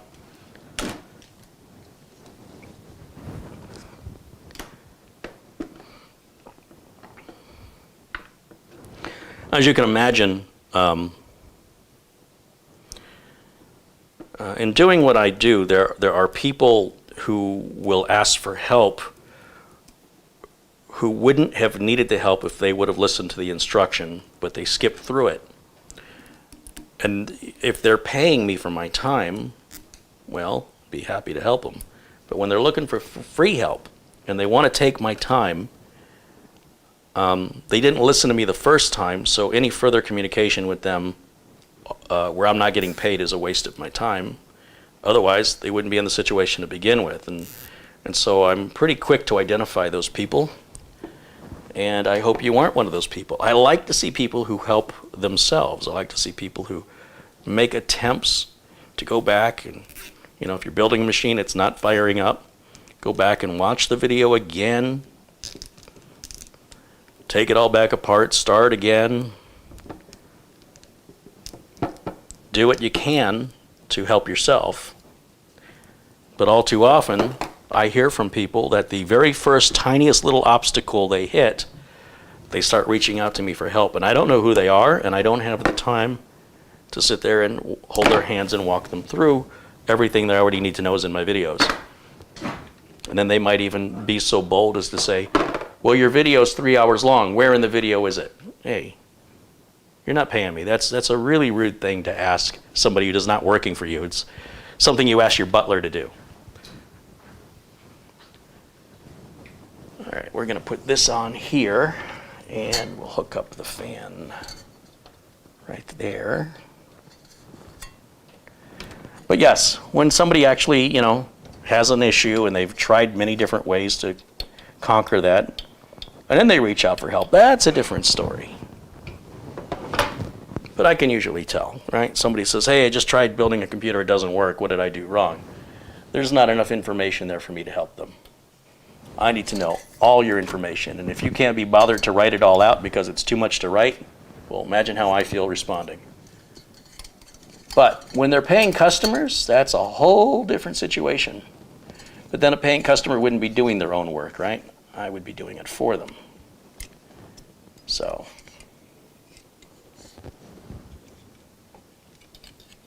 it's far less frustrating for both parties. I guess I'm going to take this off because it's interfering with my ability to put this fan on straight.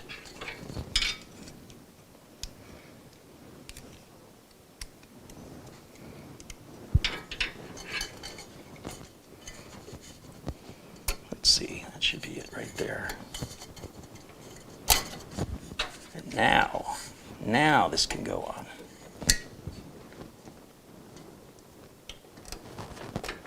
There we go. Okay, so the rear fan's hooked up, the CPU fan is hooked up. We've got power to the board, power to the CPU, and now we can hook up some cables here, power cable, video cable, keyboard and mouse. And then hopefully it'll post, and then we can update the BIOS and install Windows. If all that goes well, then the graphics card can go in, the two front fans can be hooked up, and the Wi-Fi card can be installed.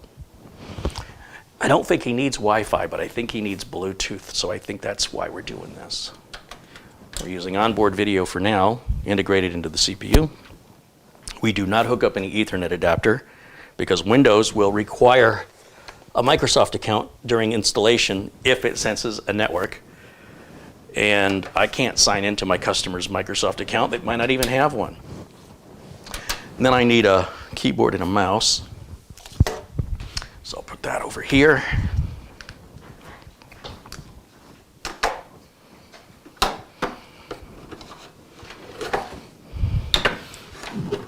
I don't know what these brackets are for. Put those in there.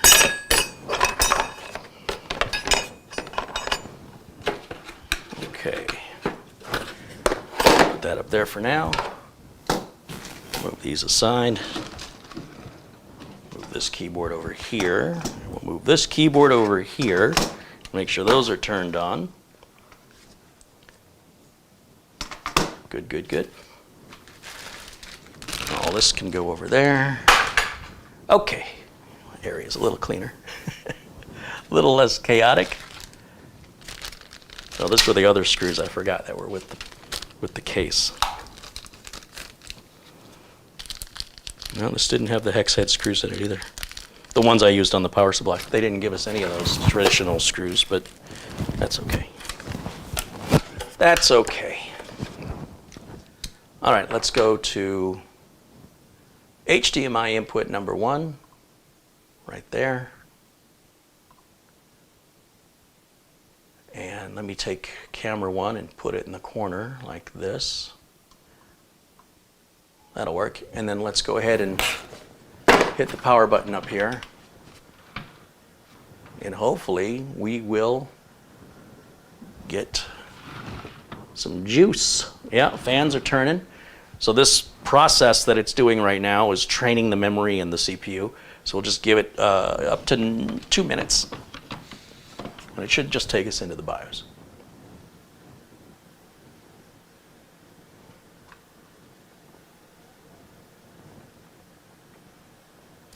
It appears some of you are a little behind in the video, so do keep in mind that there is a delay from when I talk to when you hear me. There's our post. Again, it's restarting itself. I'm not touching anything. This is all normal on a first boot.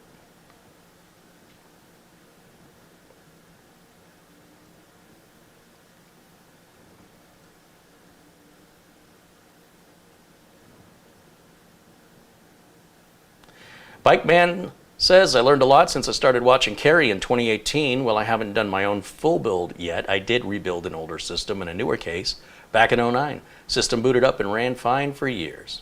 Yeah, well, if you take your time, you're conscientious about how you're hooking things up, that's the way it's supposed to work.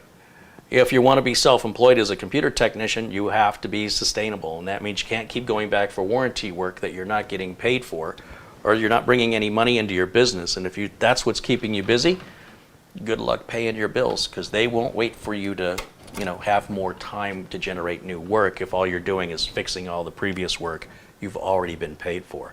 So it's of critical, paramount importance that you do everything you can to quality control check yourself and make sure that you've got everything cabled correctly and you're as thorough in testing things before you release the computer to the customer, or it can be very costly for you.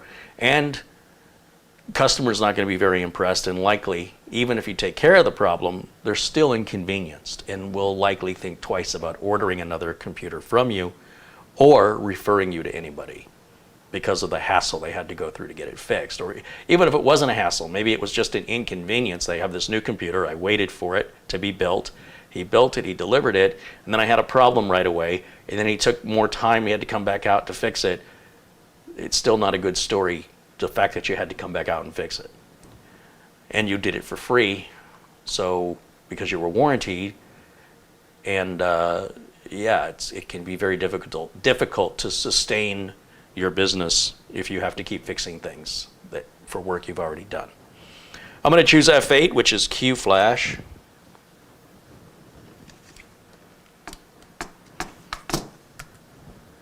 F8's not working. Is my mouse working? Oh, I didn't plug the keyboard and mouse in. Silly me. I got to plug my dongle in.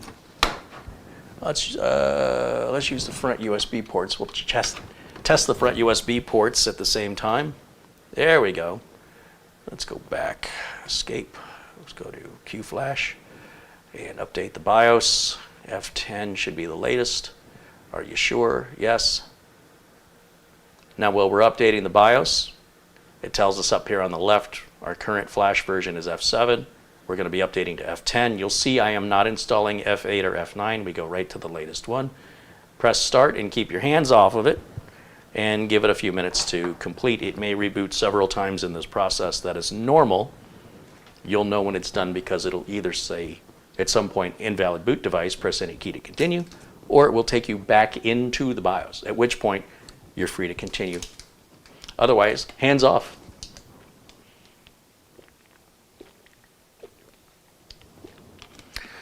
Rashad wants to know, when you set up Windows locally and your customer eventually signs in with his Microsoft account, will his settings from his previous computer associated with his Microsoft account sync over? Yes, if they've got it configured that way, that's exactly what it'll do.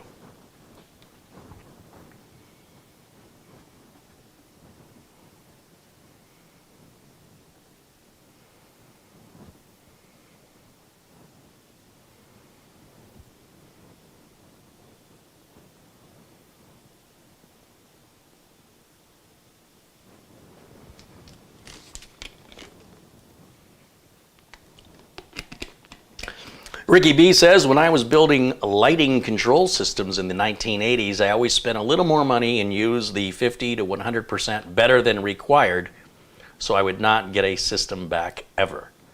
Yeah, well, you know, a lot of people don't have that mentality. A lot of people want to install the cheapest parts at the highest profit, and they're only thinking about today. They're not thinking about tomorrow. They want the job to be done as cheaply and as lazily as they can do it. Because the more time you have to spend and the more money you have to spend for product, the less profit. And that goes against, some people are just money motivated and they don't care. And those people will think, well, I'll just get another customer. And when that customer's pissed off and goes somewhere else, I'll just get another customer. And they just keep doing this. But eventually, you will run out of customers. So I'm with you, Ricky. That's the way to do it. A lot of places, I'd say the majority of businesses don't share that. They would much rather have the highest profit margin possible today and then somebody else's problem tomorrow.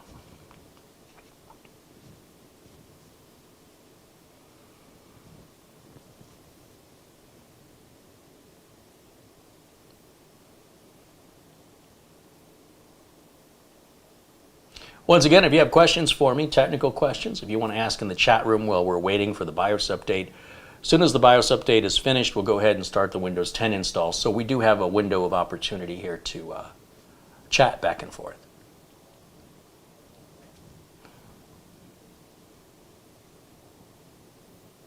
You'll see the system's done updating the BIOS. It's going to reboot, but that doesn't mean this whole process is finished, right? Just that part of it's done.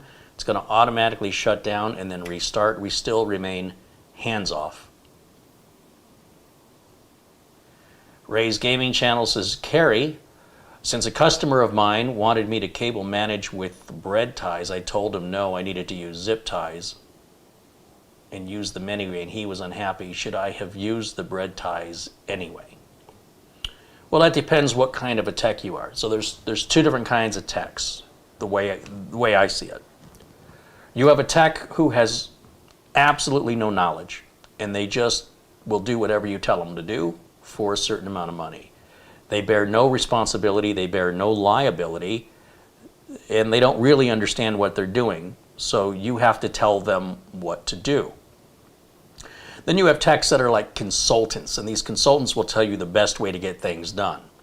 If a customer wants to tell a tech how to do their job, then it sounds like the customer doesn't need a tech. It sounds like the customer should do the job themselves if they know better than the person they're hiring. It sounds like the customer just needs a 16-year-old kid out of high school or going to high school to do exactly what he tells the kid to do. Those customers, you're best not taking the job. You should not, if it was me, I'm not going to tell you what you should do. If it was me and a customer told that to me, I'd say I don't work that way. I had a handyman, he did a lot of construction jobs and remodels. And he had to stop by this insurance company. I was in the car with him, we were going somewhere. He said, "You mind, I got to stop and give a quick quote." Oh, by the way, our BIOS is done. He says, "Do you mind, I'm going to stop in and give a quick quote." I said, "Fine." I sat in the car in the parking lot. He went in there and he came out about 5 minutes later. He said, "Well, that's not going to happen." And he looked annoyed. He wasn't annoyed before, but now he looked annoyed. So I'm like, "Well, what happened in there?" He goes, "Well, the guy needed a pass-through. So he cut a hole in his wall. And he wants me," when he called and said, "I need a quote," he wants me to put a frame around it, make it look nice. Because it's just a hole in the wall. It's a big, way to pass paperwork and stuff. And so he went in there and he said, "Well, we're going to put wood along the sides, top and bottom, and then we put a molding or framing around that, and then we stain it, or if we're using wood, or we paint it." And the guy said, "No, I don't want that. I just want you to frame it. Don't worry about putting anything in it." And he said, I won't do that. And I said, "Well, why? What difference does it make to you? I mean, if the guy's paying you, what do you care?" He said, "I'm going to tell you why I care. Some customer's going to come in there and they're going to see this horrible hack job and they're going to say, 'Who did that?' And they're going to say, 'Oh, George did it.' Oh, geez, I'm never going to call George. That guy's terrible." I said, "Oh, that makes sense. Yeah." He says, "Yeah, so I told him I couldn't help him. I'm not going to take that job on him. I'm not going to do the job the way he tells me to. If he knows so much about it, he can do it himself, or he can hire somebody and tell them how to do it. But he's a craftsman. He's got experience and talent. This guy is an insurance person. His experience and talent doesn't lie in woodwork or in construction. It's not his specialty. And when he wanted to cut corners, he realized that was going, my friend George realized that was going to reflect poorly on his business for every customer who saw his work. And so he said, if we can't do it the right way, I won't do it. So if it were me and a customer said, I want you to use wire ties and not nylon zip ties, I'd say, I'm not the right guy for you. Have a nice day. Those kind of customers are the worst customers. Sometimes, especially when you're first starting out, you think any work is better than no work. It's not true. Those customers will put you out of business. Those customers that micromanage you will also pay you the least and demand the most and then tell you how to do your job. They will make you want to quit. They will make you want to choose a different career. They will stress you out. This will lead into your relationships because it's going to put you in a bad mood and you're going to snap at people who are your friends or your family and they didn't do anything wrong. And this customer will never go away. As long as you keep bending to their will, they're going to keep coming back to abuse you some more. So Your first red flag is any customer telling you how to do your job, and you just say, I don't think I'm the right person for the job, thank you. If they ask you who you might know, say you don't know anybody, because if that other person screws it up and you referred them, it's your fault even though you didn't get paid for your referral. Do not refer people unless you've got a deal worked out that you're going to get some compensation from the person you refer for a percentage of what they make. Otherwise, you simply say, no, I don't know anybody else, I'm sorry. That's their problem. It's not your problem unless you're getting paid to take on their problems. The sooner you get rid of that customer, the better your life will be. And if you're particularly nasty and you have a competitor you don't like, refer them to the competitor you don't like. They deserve each other. I don't do that. I know somebody who did. That's how I heard about it. I was like, yeah, it's a pretty good idea. I would never do it. All right, I'm going to just set default settings here in the BIOS. Thank you for your question. Let's see, load optimized defaults. Yes. We can probably turn XMP on. That's probably okay. I usually don't recommend turning on XMP until after you've got everything done and everything's working, Windows is installed, drivers are installed. Then you turn on XMP, and if things start crashing, you know it's causing it. If you turn on XMP right away like I just did, and things start crashing, you don't know, is it your motherboard, is it your RAM, did you do something wrong, is some wire hooked up incorrectly, is something not seated, or is it the XMP? It becomes a lot to diagnose. The only reason I feel confident in turning on XMP is this isn't the one computer I'm building for 3 years. I've used all these parts dozens of times, and I know that there's no compatibility issues here. So I can confidently turn that on. That doesn't guarantee I'm not going to have a problem. But if I didn't have previous experience, particularly with the board and RAM combo, I wouldn't be so bold as to do that. I'm going to go ahead and shut the machine off now. We're going to pull the BIOS flash drive out, and I'm going to put my Windows 10 installation media in, and then we're going to start up. And since the Samsung 2 terabyte drive has, supposedly it's never been used, it's brand new, it has no operating system on it. So the machine can only boot to this flash drive. Nothing else is bootable. So we'll turn it back on, and in theory, it should boot off the flash drive, and we can begin our Windows 10 install. I want you to understand why I do the things I do, not just to follow along with like a robot ritualizing things and not understanding. You just, well, if I do this and I do that, this happens. I want you to know why. Boom, that was quick. So we're already at our Windows 10 installation screen, and then we'll just go through the same defaults you see me use. We'll hit next here, install.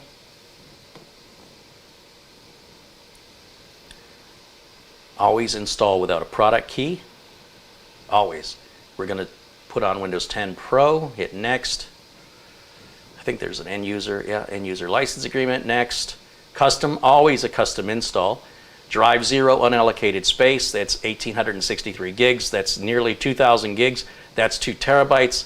We hit next, and it's going to partition, format, and install Windows. And while that's happening, I'll go back to the chat and answer some questions while we wait for this process.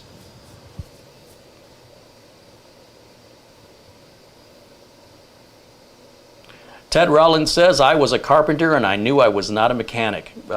Exactly. There may be simple mechanical things like changing an air filter or changing a tire. Maybe even you could do your own brakes. But at a certain point, you're going to say that's probably best left in the hands of a professional, like a front-end alignment. You wouldn't spend $2,000 to buy a front-end alignment tool, learn how to use it, so you wouldn't pay the $120 to the mechanic to do your alignment for you. Unless you plan on doing front-end alignments for a living, and you'll eventually make your money back from that tool. So you've always got to know where to draw the line, where it's faster, more efficient, and cheaper to have a professional to hire somebody else to do it. Hey, there's Anthony Remus joining us from Remus Computer Solutions. Hey, look, I got his cup, his coasters. Remus Computer Solutions. Hey, Anthony, it's good to see you.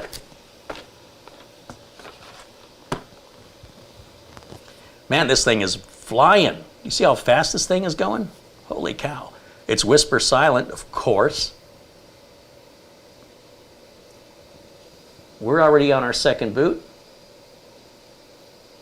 Holy moly. So 11700K is booking.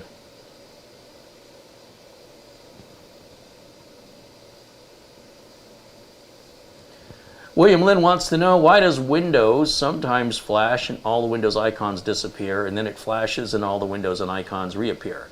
That typically happens when a video driver is being installed, as it disables your current generic video driver, which causes the screen to blank out without a driver. And then it activates the new driver in its place, which then redraws the screen. Or you may have a monitor that's having a synchronization issue. So cheaper, no-name brand monitors are likely to blank out and come back anytime there's a resolution change. A higher-end monitor won't do that. So those are the two main reasons. You'll see the screen blank out during my Windows 10 installs, traditionally when the video driver is being installed through Windows Update. Or even when I use the Intel driver update tool.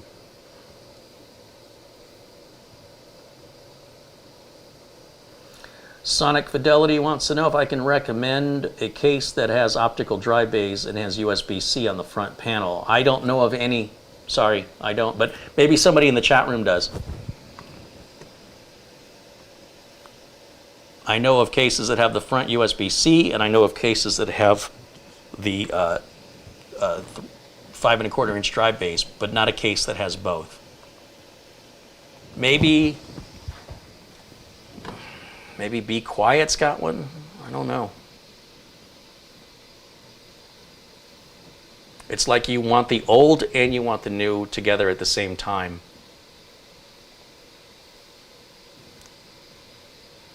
Okay, this machine's going to Marvin, so we're going to type in Marvin, and we'll press enter.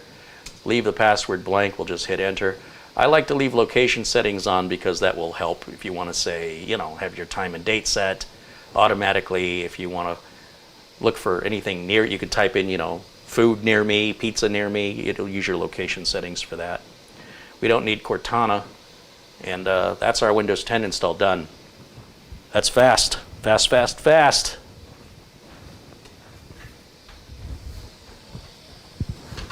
Let me get a cold Gatorade. Then we'll connect to Windows Update and we'll grab some updates, and that'll take a couple minutes. So we'll continue to address any questions you have. Do my best to provide you with the answers if I know them, or maybe I can point you in a direction that you might be able to find your answers.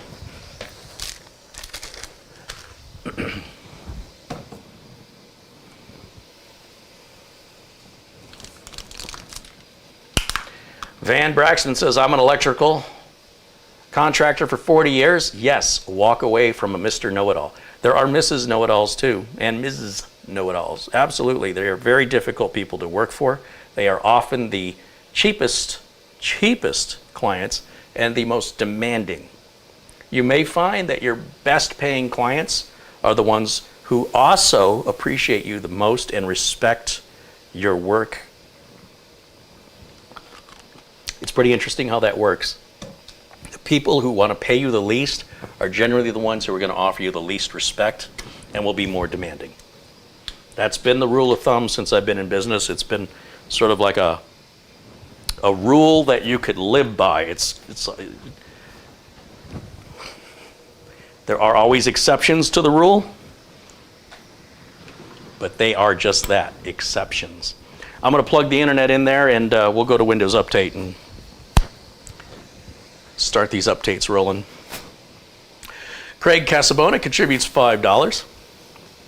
He says, hey, Carey, I built an Intel 11700K CPU with an Asus BH570 motherboard. Thanks. Right on, Craig. I mean, it's the first time I'm using an 11700K CPU right now. I've used the 11600s and the 11900Ks.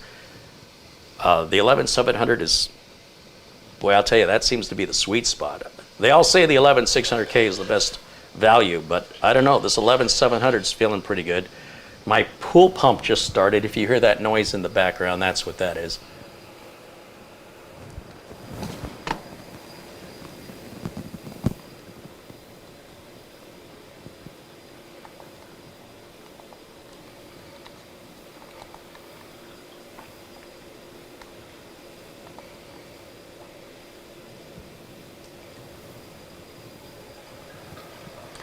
Remus Computer Solutions says, that's so true. My favorite clients don't like accepting free stuff. I agree. I have the same experience where I've helped customers. They say, what do I owe you? I go, oh, you're fine. They're like, well, no, that's not acceptable. I got to pay you. Otherwise, I won't want to call you again because I feel bad. Customers who feel bad because they've utilized your time without paying for it, make time for those customers. And the customers who are expectant and demanding, unless they're paying you well and on time, it's your choice. But I would put them at the bottom of my list, and if I didn't have time to get back to them, too bad. Remus Solutions says, I agree, 11700K was good. I like the 12700K over the 12900K at times. Yeah, well, I guess it depends on what you need it for. But this is going to be used for first-person shooter games, and some of them are old, like Unreal Tournament 4 and such. So we don't want a computer that's too fast, and we definitely want something modern and fast. But what this gentleman had built was really a content creation machine, when what he really needed was a gaming machine, which is about 25% of the cost of what he had. In other words, he spent 75% more than he needed to, and had an overly complicated, difficult to maintain, inefficient system for the way that he was using it. This, I predict, is going to be the best computer he's ever had. But the proof will be in the pudding when I deliver it to him, and he'll have it for a few weeks, and I'll get feedback, right? Usually in the business, and I'm sure Anthony will agree, no news is typically good news. If the customer's not calling you, it's probably because they don't have anything to call you about. Everything's running. But if anything about the system comes up short for Marvin's expectations, well, then I'll have it back and we'll make adjustments as we see fit. But after talking with Marvin for a couple of hours, I feel like I know what he needs for a computer to make him happy. And that's the difference between a consultant and a tech, right? A tech is only going to do the bare minimum that what that tech is told to do. The tech doesn't really understand or want to be involved in any liability. So it's sort of like hiring a laborer. And that laborer is going to screw down screws and plug in circuit boards for you. They know how the cables go together. And then you're going to tell them what motherboard and what processor, and you'll tell them to use cable ties or not, right? That's just like a laborer. But a consultant knows why and understands the big picture to associate with the budget. See, the screen just blinked out just then. Then it'll come back. That's the video driver. Anyway, the consultant will understand what the customer's needs are and what the customer's budget and timeline is, and then we'll make recommendations to fit within those parameters. Whereas just a general tech is sort of like hourly laborer. Tell me what you want me to do. And if you want me to put 3 graphics cards in a system with Windows 95, then they'll do that. And then here you go. It's your problem now. They won't warranty it, and they won't be there to support you. Richard said TPM was not disabled. Good catch, Richard. Yeah, I'll have to go back in and disable that. The good news is you can disable TPM at any point. It doesn't matter if you install Windows with it on or off. At any point, we go into the BIOS, disable the TPM, and then we don't have to worry about Windows 11 sneaking on there, you know.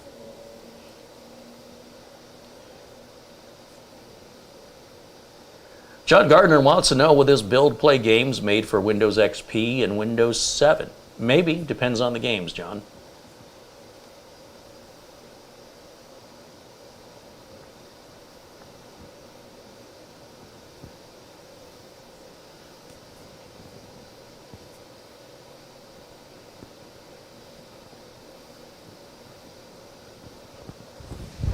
I guess you guys aren't liking the pool pump. Let me close.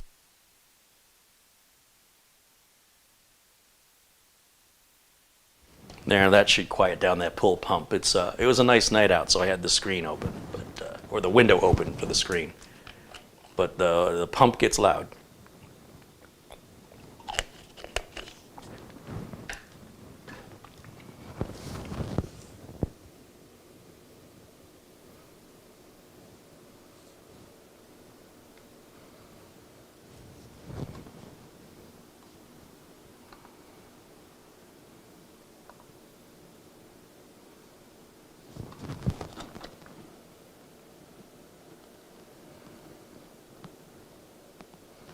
I know it will let me restart if I want to, but since it's still working, I'm going to let it do this stuff. We'll reboot when it's done. There's $5 from Michael Dane. He says, here's for your Gatorade fund. Right on, Michael. Thank you.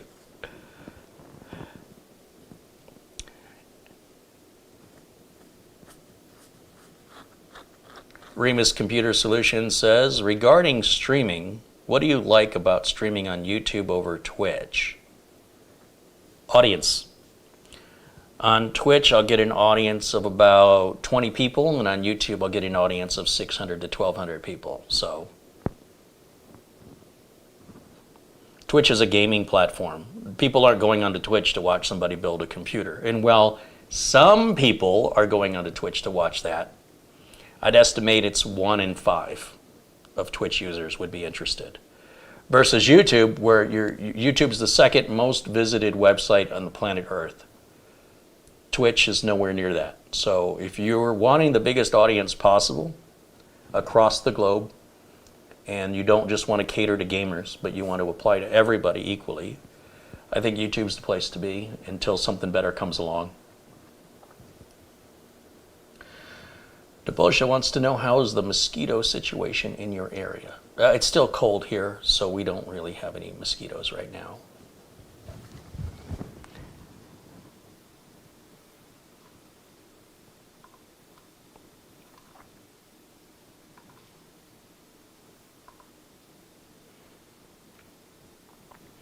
I guess I'll go ahead and restart this now.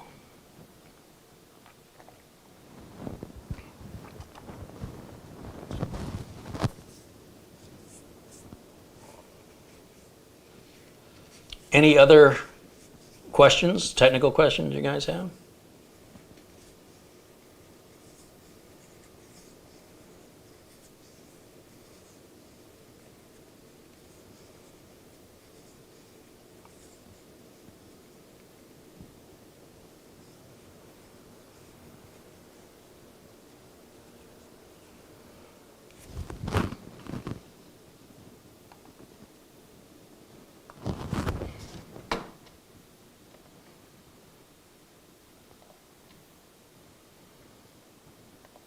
I'm going to drop this to 1920 by 1080.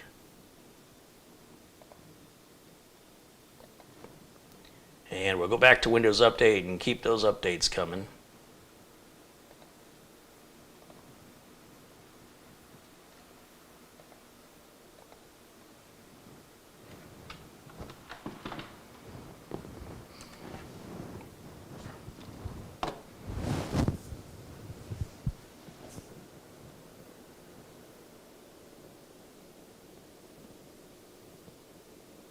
Simon wants to know, when upgrading a motherboard and CPU, is it a must to do a clean install?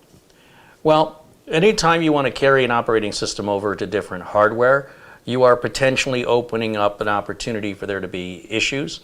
We don't know what kind of Windows bit rot has occurred on the old Windows install. And the other issue you run into, of course, is even sometimes just getting it to work, the amount of time you have to spend on it. Like Doug Betts, when we were doing the Big Beast build, was trying to restore a 10-year-old computer's image onto a brand new ultra high-end Big Beast of a build with an 8 terabyte NVMe drive. And you know, he had an MBR partition, not GPT. He had Windows Home instead of Windows Pro, which meant he couldn't see all 256 gigs of RAM. He could only see 128, and then the image wouldn't restore correctly. And whatever buildup of bit rot occurred on that Windows, he's carrying that over to his brand new build. So the build will never run as fast or as optimal without a clean install. It will run faster than the old computer you carry it over from, but it'll run even faster than that on a clean install. So it's your choice to make and understand the caveats of the decision you make. I don't know that there's a right or a wrong answer. What's right for you might be wrong for somebody else, and vice versa. So if you're a technician and you are supporting the work that you're doing, and you're not a hobbyist and you're not an enthusiast, but you're being held accountable because somebody is paying you. And if you have to go back every time there's a problem You're going to want to do that clean install so you don't get called back. Otherwise, you're rolling the dice. If you want to roll the dice for you, that's fine. But rolling the dice on behalf of somebody else, not professional. Unless you tell them up front, if you want me to carry over your operating system under the new computer, there'll be no warranty on it, or I will charge you any additional support that won't be included. And if they agree to those terms, so be it.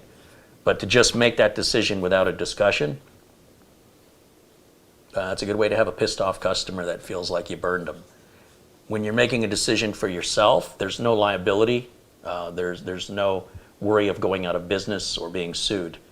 So it's very different when you're an enthusiast compared to when you're a professional, and those decisions you make will be different accordingly.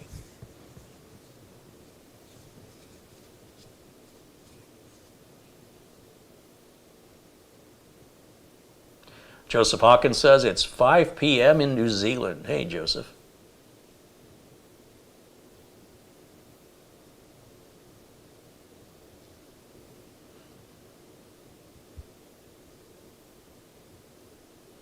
Simon says it's a pain installing all the apps again. It really isn't. No, it isn't. A lot of people say it's a pain installing all the apps, but it's anxiety. When you actually go to reinstall the apps, when you're done, you look back on it and go, it wasn't that big of a deal. And furthermore, every customer who's ever said that to me, and there's been a lot, and we said, let's just do a clean install, and they were like, oh. Once it was done, they were so happy they did it. None of them ever said, I wish I didn't do that. It's never happened. There's this foretelling of you're prophesizing a negative outcome. And if you think of anything with that sort of attitude, it doesn't matter what it is. You're just going to be miserable. So maybe it's not for you to do. Maybe you should hire a professional to do it. You see, that's where we get from enthusiast to a professional. A professional doesn't go, oh, I don't want to do that. That's your job. That's what you do. And you take pride in it, and you like it, and you look forward to it. It's enjoyable. I like seeing a nice clean install of Microsoft Office. I like a nice clean install of setting up the email. That's all set up correctly. I love that. I know that customer's not going to call me in 3 days and say, how come I can't print? I take a lot of pride in that. And I know that when I do that, that customer is going to have the very best performance and reliability out of that computer. And a lot of people think they have to install all their apps, and they don't. I've had customers, start counting the icons on the screen on the old computer and then counting them on the new one. I said, what are you doing? I said, I'm looking to see what's missing. I go, if you have to do that to know what's missing, then you wouldn't know it if it was gone. You didn't put all those apps on in one day, so put the apps on when you need them. Don't try and overwhelm yourself by putting on every app, especially apps you barely ever use. Wait until you need it, which is how you put it on to begin with. It's really not a big deal. You basically need your email, you need to print, you need internet access, you can restore your bookmarks. What else is there? Anything else beyond that, you put on as you need it. That's how you got it on there. What are you going to do if someone steals your computer? What are you going to do if your hard drive dies? So if you don't want to do it, maybe that's just not something career you should be looking into because it's not right for you. That's something you should be looking forward to, knowing that you're establishing a solid foundation for many years to come, rather than continuing this tightrope walk and continuing to roll the dice that everything will continue to work okay. It's always going to be something. Windows Update's going to cause a crash, hard drive's going to fail, power supply is going to take you out. You're going to have to start over again. So what? You're not writing the software. That'd be a different story. I got to recode Windows. That's 200 million lines of code. Then I could understand. People make such a big deal out of nothing. It's crazy. When I was growing up, We had it rough. You guys have it easy. I have to click the mouse and push a few buttons on my keyboard. Oh. Hey, whatever you got to do, man. Do whatever you got to do. Set your expectations accordingly. Michael Dane says he's starting to work on his 101st computer to give away, and this time it's the biggest refurb he's doing for a veteran and his family. It's an 8th gen Intel Core i7 8700K with 16 gigs of RAM and a 1 terabyte hard drive. Right on, Michael. 101 machines that he has given away to members of his community in need. Such an inspiration. Just when I think I'm proud of all the work I've done, here comes Michael doing more than me. Michael saying, keep up, Carey, keep up. That's why Michael's the man. How's business, Anthony? You keeping busy, my friend? Things slowed down, things the same?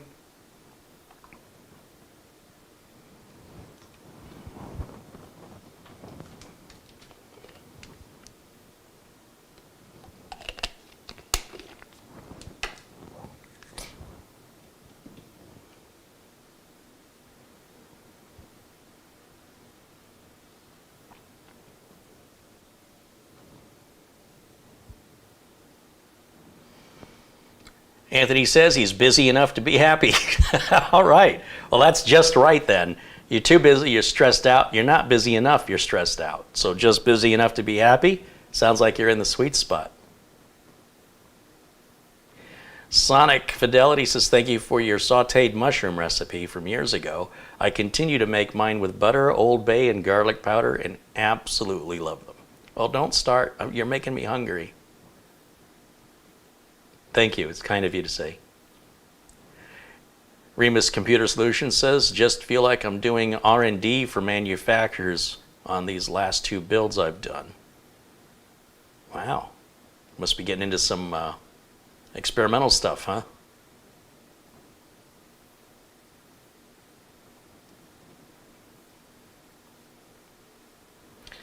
Matt Power wants to know if GPU prices will ever return to MSRP. Yeah, they'll return, but MSRP is going up. It'll probably be about, I would say about $50.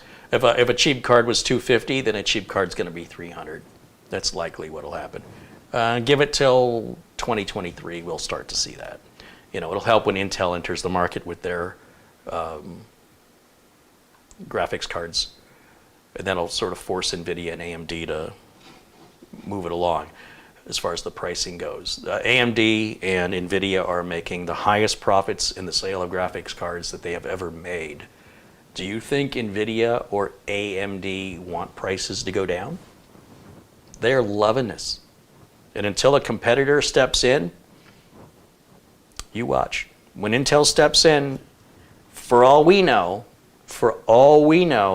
NVIDIA and AMD have a deal, then they're keeping the prices artificially high. We don't know that. That's a conspiracy theory. But I wouldn't be surprised if that came out later.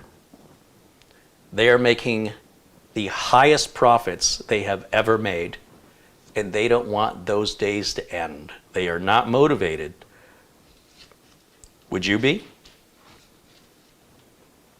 But competitors will force their hand if that's what's happening, and competitors will also introduce more options into the marketplace, placing less demand on their products. So in either case, it will force prices down. Right now we have too much of a demand and not enough of a supply, supposedly. And it's going to take a competitor, I believe, to step in, and that competitor will be Intel, who isn't in on any deal making, as far as I know. And they will price their cards where they think they should be without this, you know, and I'm assuming a lot here, and I could be wrong, but without this idea of, hey, we can make an extra 50% right now. I don't believe they'll do that because I don't think they know enough to do it. And then what that's going to do is force AMD and NVIDIA to respond accordingly. And it'll also give buyers like you options that you don't have for other graphics cards from other manufacturers. So another year, sometime in 2023, we should start seeing things normalize, unless something else happens, like World War III, in which case, if you want to play Call of Duty, just go grab a gun and you can actually do it in real life, if things keep up the way they're going. Careful what you wish for.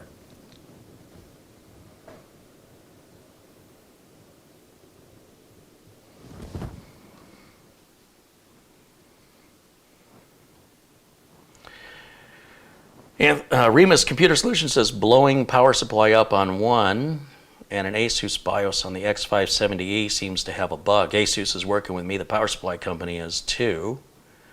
I can't be mad. The power supply company is doing what they should be in the situation without me having to get upset. Asus is keeping me updated on their end to duplicate the issue. Fair enough. As long as you don't have a customer crawling down your, crawling down your, getting on your back about, where's my system? Why is it taking so long? Aaron Computer Tech says, I had a problem with the KVM switch between a new system and an i5 6th gen system. I was getting an error of power surge on the USB, and it turns out it was an old keyboard that was the cause. Yeah, I could see that happening.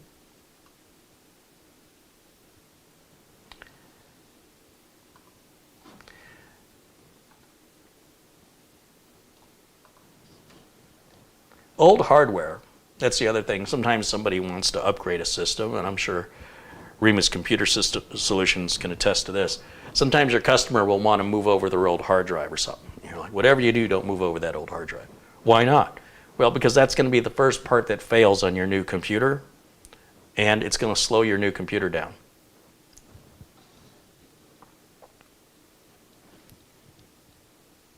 So it's those old parts we carry over on the new builds that traditionally, statistically speaking, will be the first parts that fail on the new build because they're already old.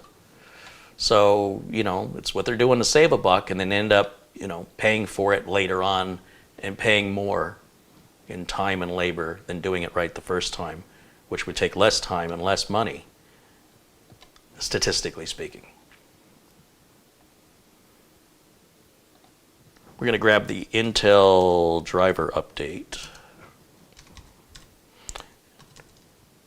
And we got to put on the Samsung NVMe driver and Samsung Magician.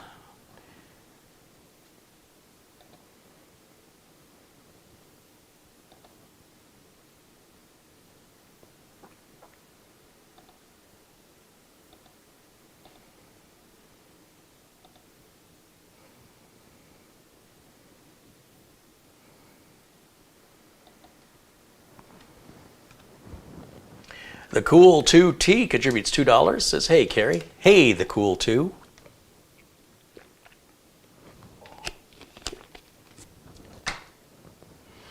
Remus Computer Solutions says, thankfully, the clients appreciate my work. One of them asked if I needed to revise the invoice. And he says, yes, old drives scare me.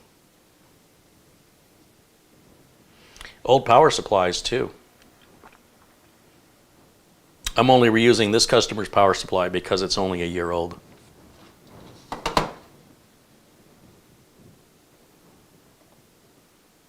Oh, what am I doing? I want to bring up the Intel driver update tool.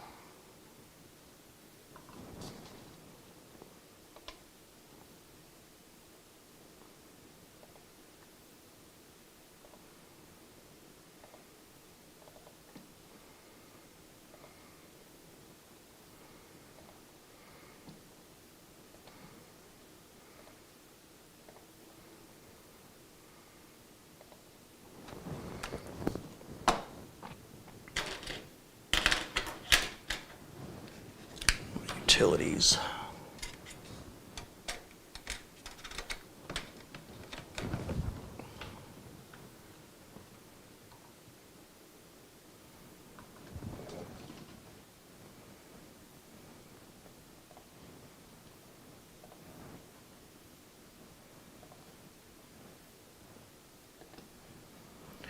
Let's see, we're going to want to put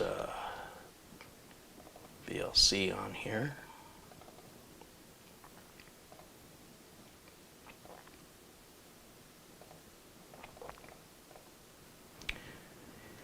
And I want Uncle Carey's Windows 10 optimizer. And my Samsung Magician stuff. Copy that off the flash drive.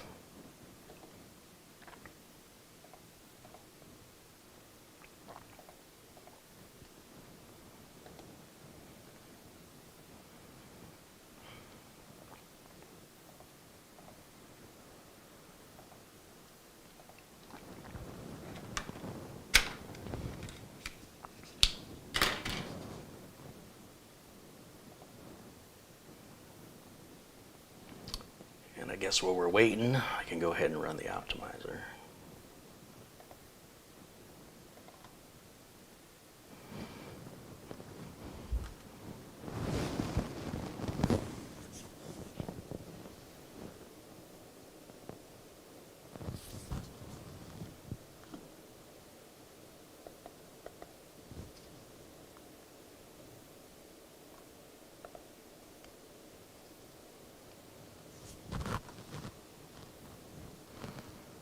Captain Linsky says, do you prefer the light theme over the dark theme? I honestly don't even pay attention. I don't even notice. If it's a light theme or a dark theme, it doesn't even register in my head. I just go through dozens of computers every week, and they're all set different ways to how customers like them. Some have mice, some have trackpads, some have trackballs, some have touch screens. I honestly don't have a preference. I just don't care.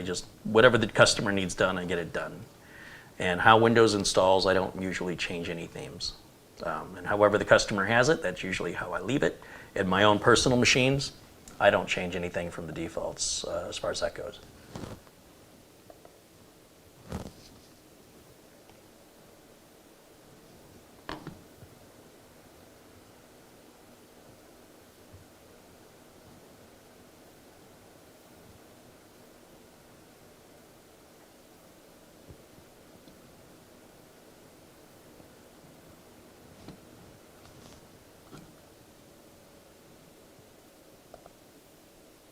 We have a new video driver here from Intel we'll go ahead and put in. Aaron, Computer Tech with $5 contributed, says, I always enjoy your shows. Thank you, Aaron. Tony wants to know, did that big beast build get to the owner? Was he able to get it to work on his own? Yeah, go over to Doug Bett's YouTube channel, and you can see all the updates.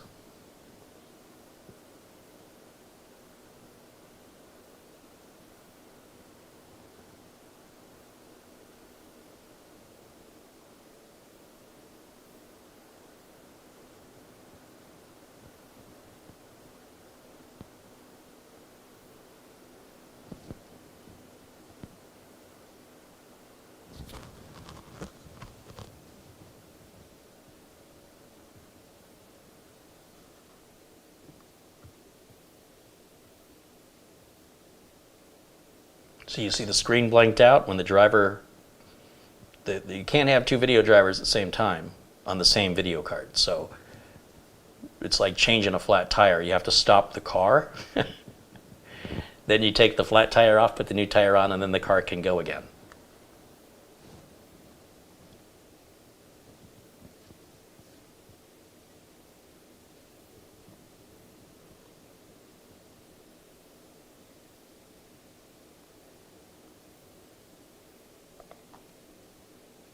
And we'll reboot, and then we'll do the NVMe driver, which will require a restart, the Samsung NVMe driver. And then on that reboot after that, we can put in the Magician, and there might be a firmware update, and if there is, I'll show you how you do it. It's really easy.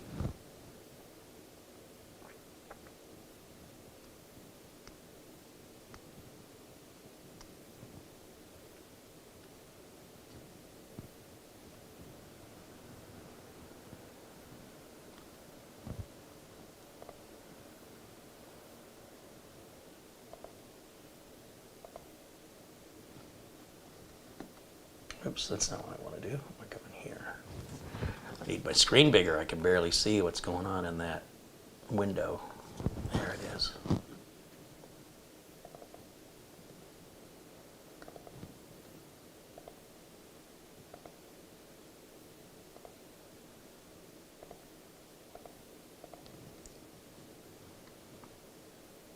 There's going to be a restart here.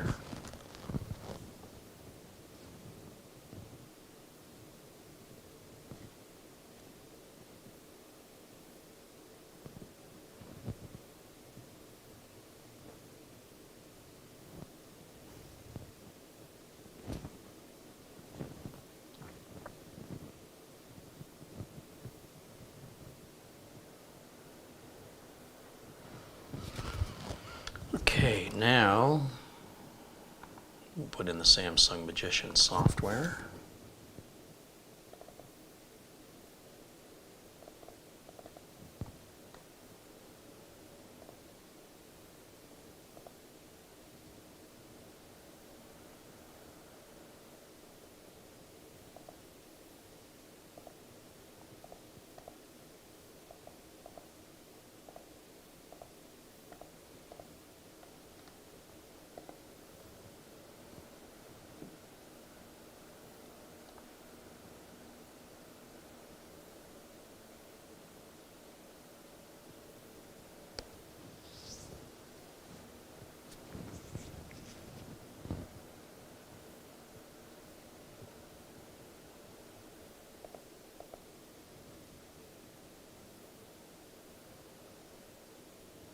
Well, we don't see, there would be a big capital N right down here if there was a firmware update. So it says we've got the latest firmware on it, and we have the latest version of Samsung Magician, so that's all well and good. So let's go ahead and power this back down, and now we can put the 2080 Ti in there.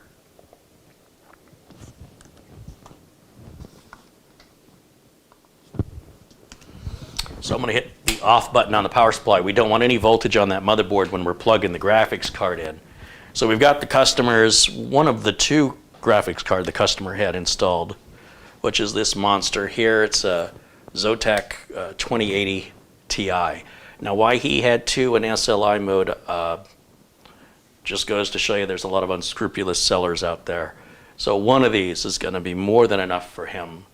And we're going to go ahead and install that now. So this card is going to go right down here, and we're going to keep the Intel graphics driver on there because if you ever have to diagnose a computer problem, we don't know, for example, why the machine's not starting, and it could be a bad CPU, could be a bad motherboard, could be a bad power supply, could be a bad video card. If you don't have built-in graphics, it makes it very time-consuming and very costly because you have to have another GPU. Otherwise, your diagnostics aren't going anywhere, especially if your GPU is what's causing it.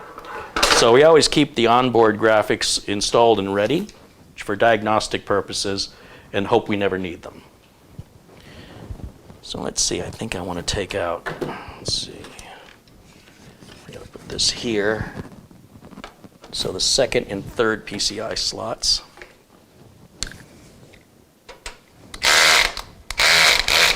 Wow, those are in tight. Holy cow.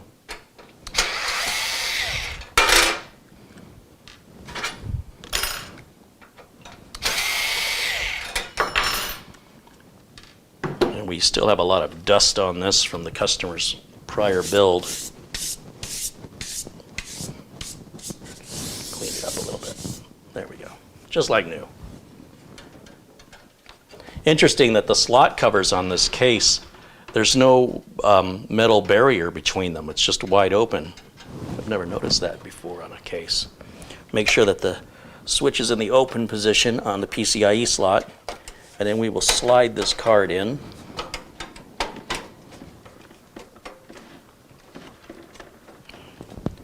And we're definitely going to put these screws back in because this card is heavy.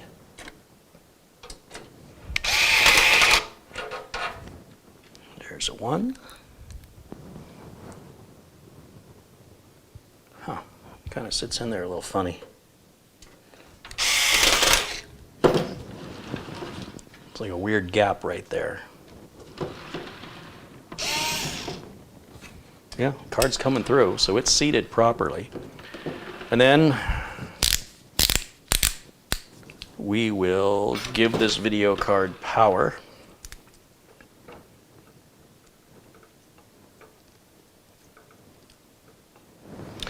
have some customers also that want to hook up a second monitor, or actually they can hook up, what, 3 or 4 monitors onto this card. But you can also hook monitors into the onboard video for non-graphic related items, right? You know what I'm saying? Where the performance of the graphics card is not that important. It's usually in businesses where they need that. So they may have a graphics card for some type of production work, and then we use the onboard graphics for the sort of the office work, you know. And then they can do both at the same time. Although with a card like this, like I say, with 4 outputs, he can hook up 4 monitors, so he likely wouldn't be doing that. But if his card dies, at least he can fall back onto the built-in card, and especially with this how expensive cards are these days. Good contingency plan. It's like having a spare tire in your car. Hope you don't need it.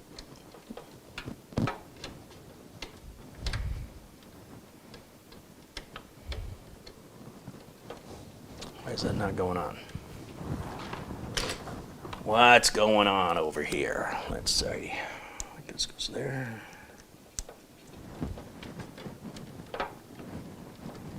Come on now.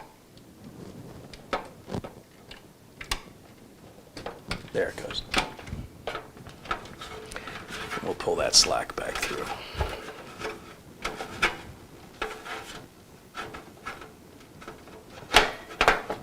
There we go. And where's my video cable?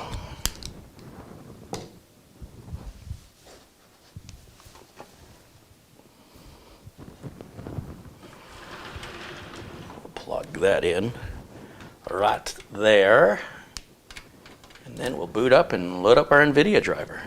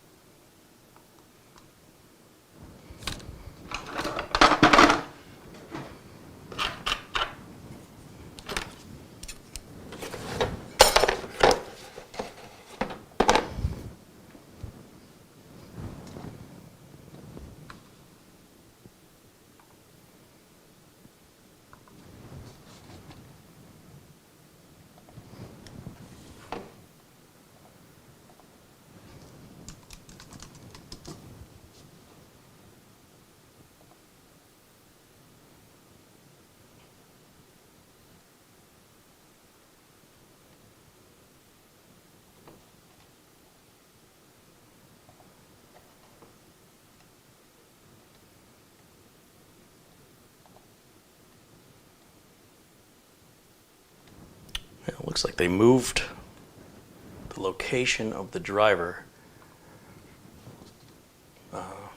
tab. Where did it go? Let me go full screen so I can see it better. Whoops.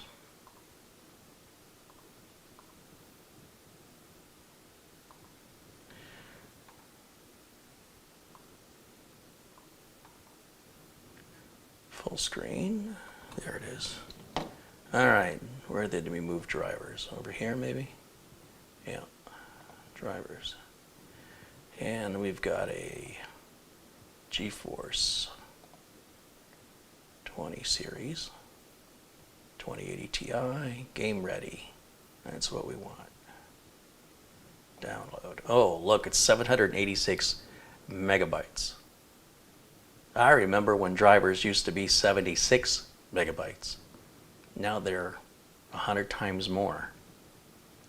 Soon it'll be a gig download by this time next year. You watch. Manage these notifications, and we'll turn notifications off.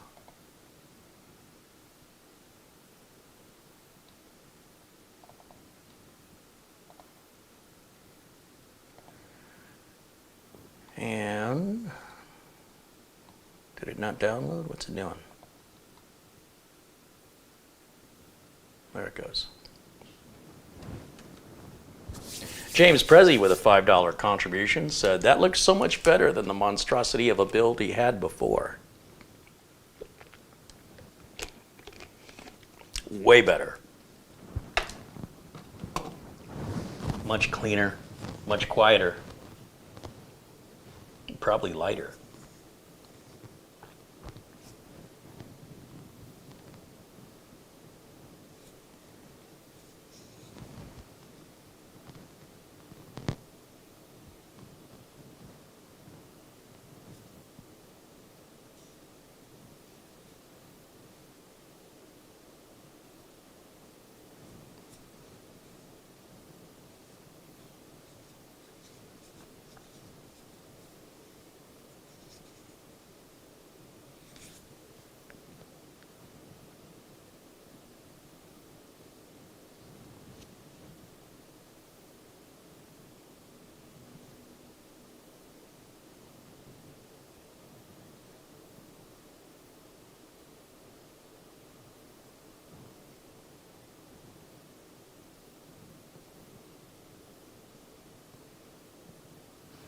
Abdul Azim Patel was $7.77.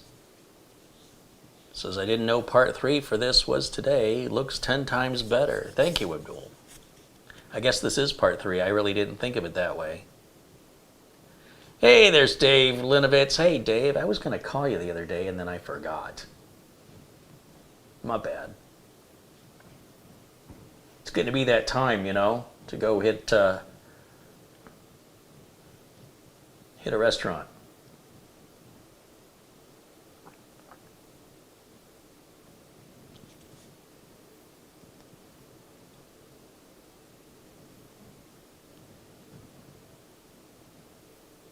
If you guys have any questions while we're waiting on the NVIDIA driver to download, I'm happy to address any tech questions you might have that I can answer or point you in a direction. Fernando says you can probably turn off the GPU's RGB using Zotac software. That's what I need, to put on more unnecessary software to turn off something he's not going to see when the cover's on it. Whether it's on or it's off, doesn't matter. I'm not going to do that. I'm not going to put on... The biggest reason people have problems with their computers is they download everything. You know, they have a one-time use. Like Revo Uninstaller is one of the dumbest programs anybody would ever install, in my opinion. Why do you download that? To uninstall programs? So you install a program to uninstall programs? Are you running a resource monitor? Yeah. Why? So I can see how much of my resources are being used. Well, you know the resource monitor is taking up resources to report your resources, right? So if you want to free up your resources, stop running unnecessary crap. Since this case has no glass panel, whether that RGB is on or off, apart from what you can see through the holes, who cares? I wouldn't recommend downloading a piece of software strictly for the purpose of turning off the RGB, if that's even possible. I wouldn't do it. Just look away. Keep the software on your machine that you need, leave off stuff you don't, and you will likely have fewer computer problems.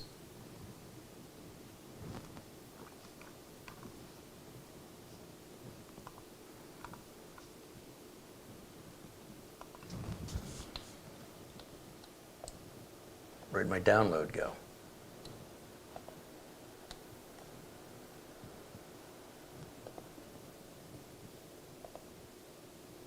There it is. Okay.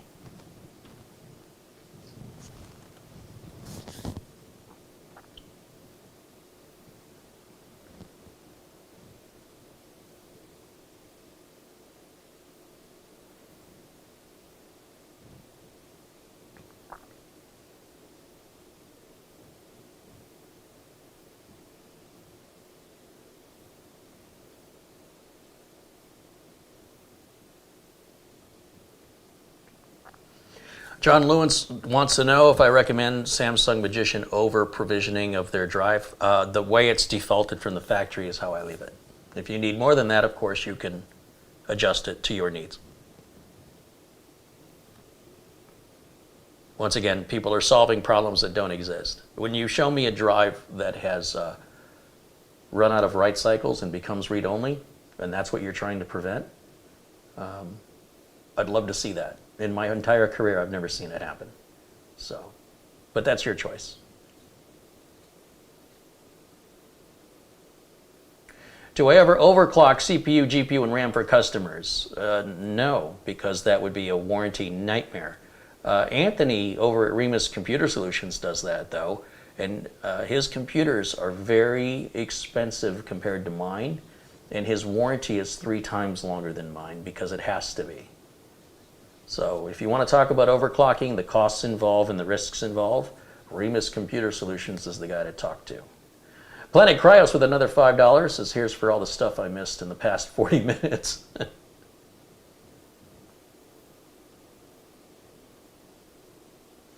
Am I having internet problems again? Yes, it appears OBS is having an issue with the upstream, so unfortunately there's not much I can do about that.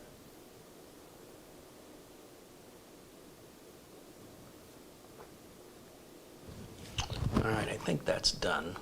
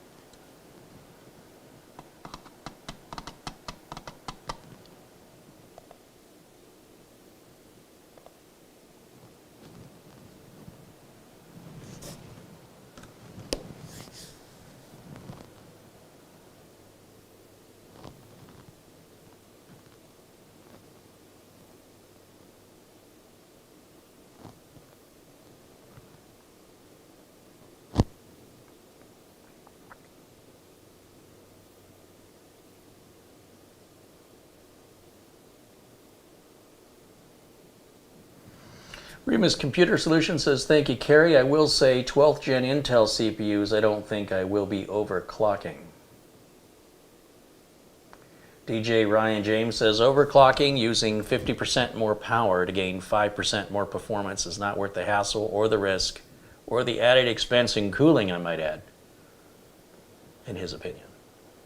Mortant says, Carey, check your email. All right, well, let's check email since we're waiting here for this driver anyway.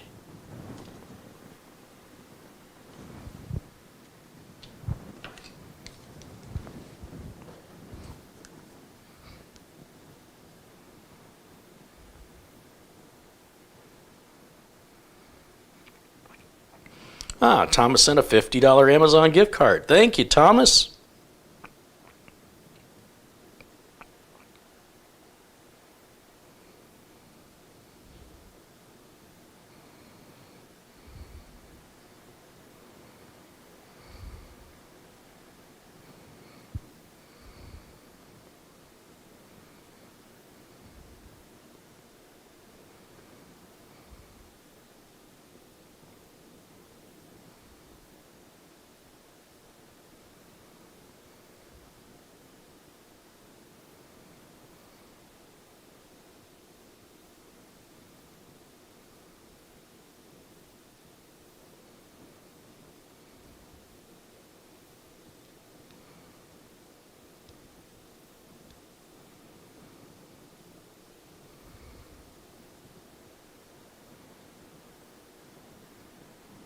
Oh, Marvin has messaged me, says he's found his other brand new Samsung 2 terabyte NVMe drive, so I'll have to stop over there and pick that up from him so we can put it in this build in that secondary M.2 slot.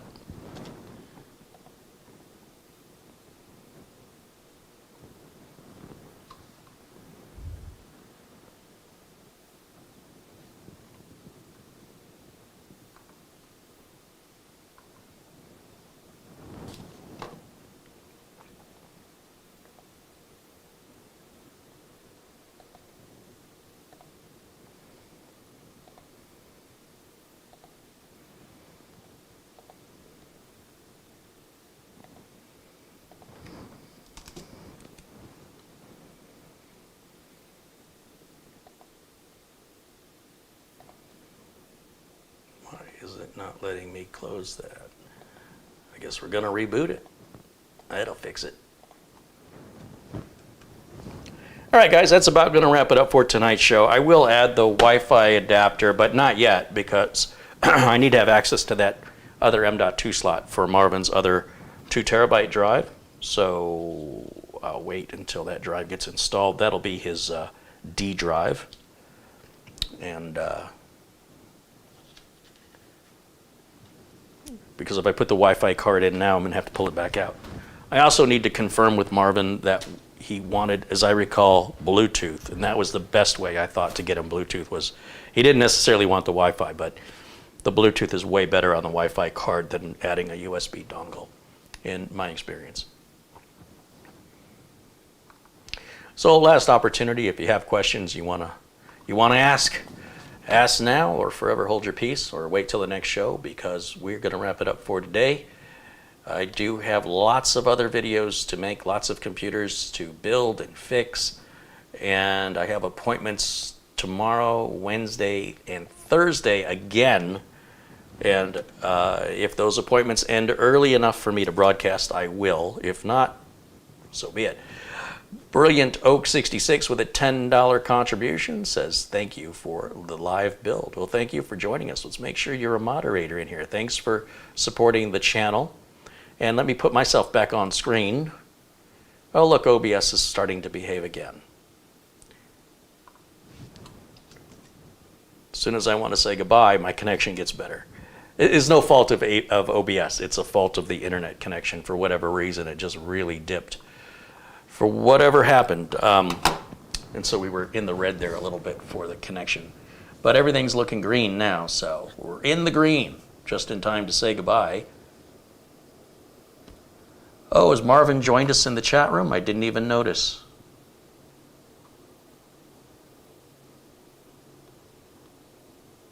I don't see him in there. Let me scroll through here. You guys are talking about him.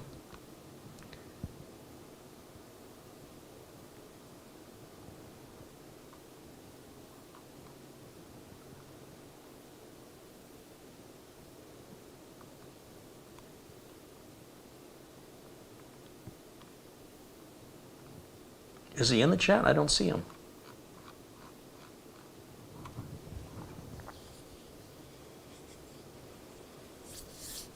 Remus Computer Solutions says, thanks, Gary. Hey, thank you, Anthony. There's my friend Ron Hillier. He says, I got back on just in time to say goodbye. Right on, Ron. We'll talk later. Joseph Hawkins said, my blue disappeared. What's up with that? Let's make sure your blue comes back. There you go, Joseph.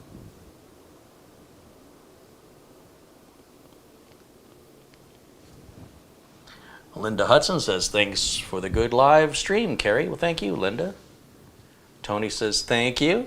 Well, thanks to all of you. Thanks for hanging out with me. Thanks to my friends in blue for helping keep it civil in the chat room. Without you guys, I'm sure there'd be a lot more spammers, bots, and troublemakers. So I appreciate you snuffing them out as quickly as they appear. I think that you're really making a big difference, as there many are not even trying like they used to. I love it. I love it. Thanks, you guys. All my friends in blue, all the contributors, thanks so much for your support. And thanks for the people who have asked questions, who were brave enough to ask questions. Thank you for asking your questions. That's going to wrap it up for me for tonight. Hopefully, when we come back again, an update on this machine. I don't see any reason to film putting in a Wi-Fi card or to film putting another M.2 in. So hopefully that'll all be done, and we'll have the little cable management that this requires done. Should be really super easy. It's a super nice, clean build. I'm very happy with this case. My thanks to Tony at Silverstone for sending me the case for review, and I think this is going to make Marvin super happy. And then Marvin's got a laptop he wants me to upgrade when we're done with all this. And then he gave me 2 additional motherboards, and he just, well, we have his old board with the 3900X, which is a 12-core, 24-thread processor, which is not ideal for gaming.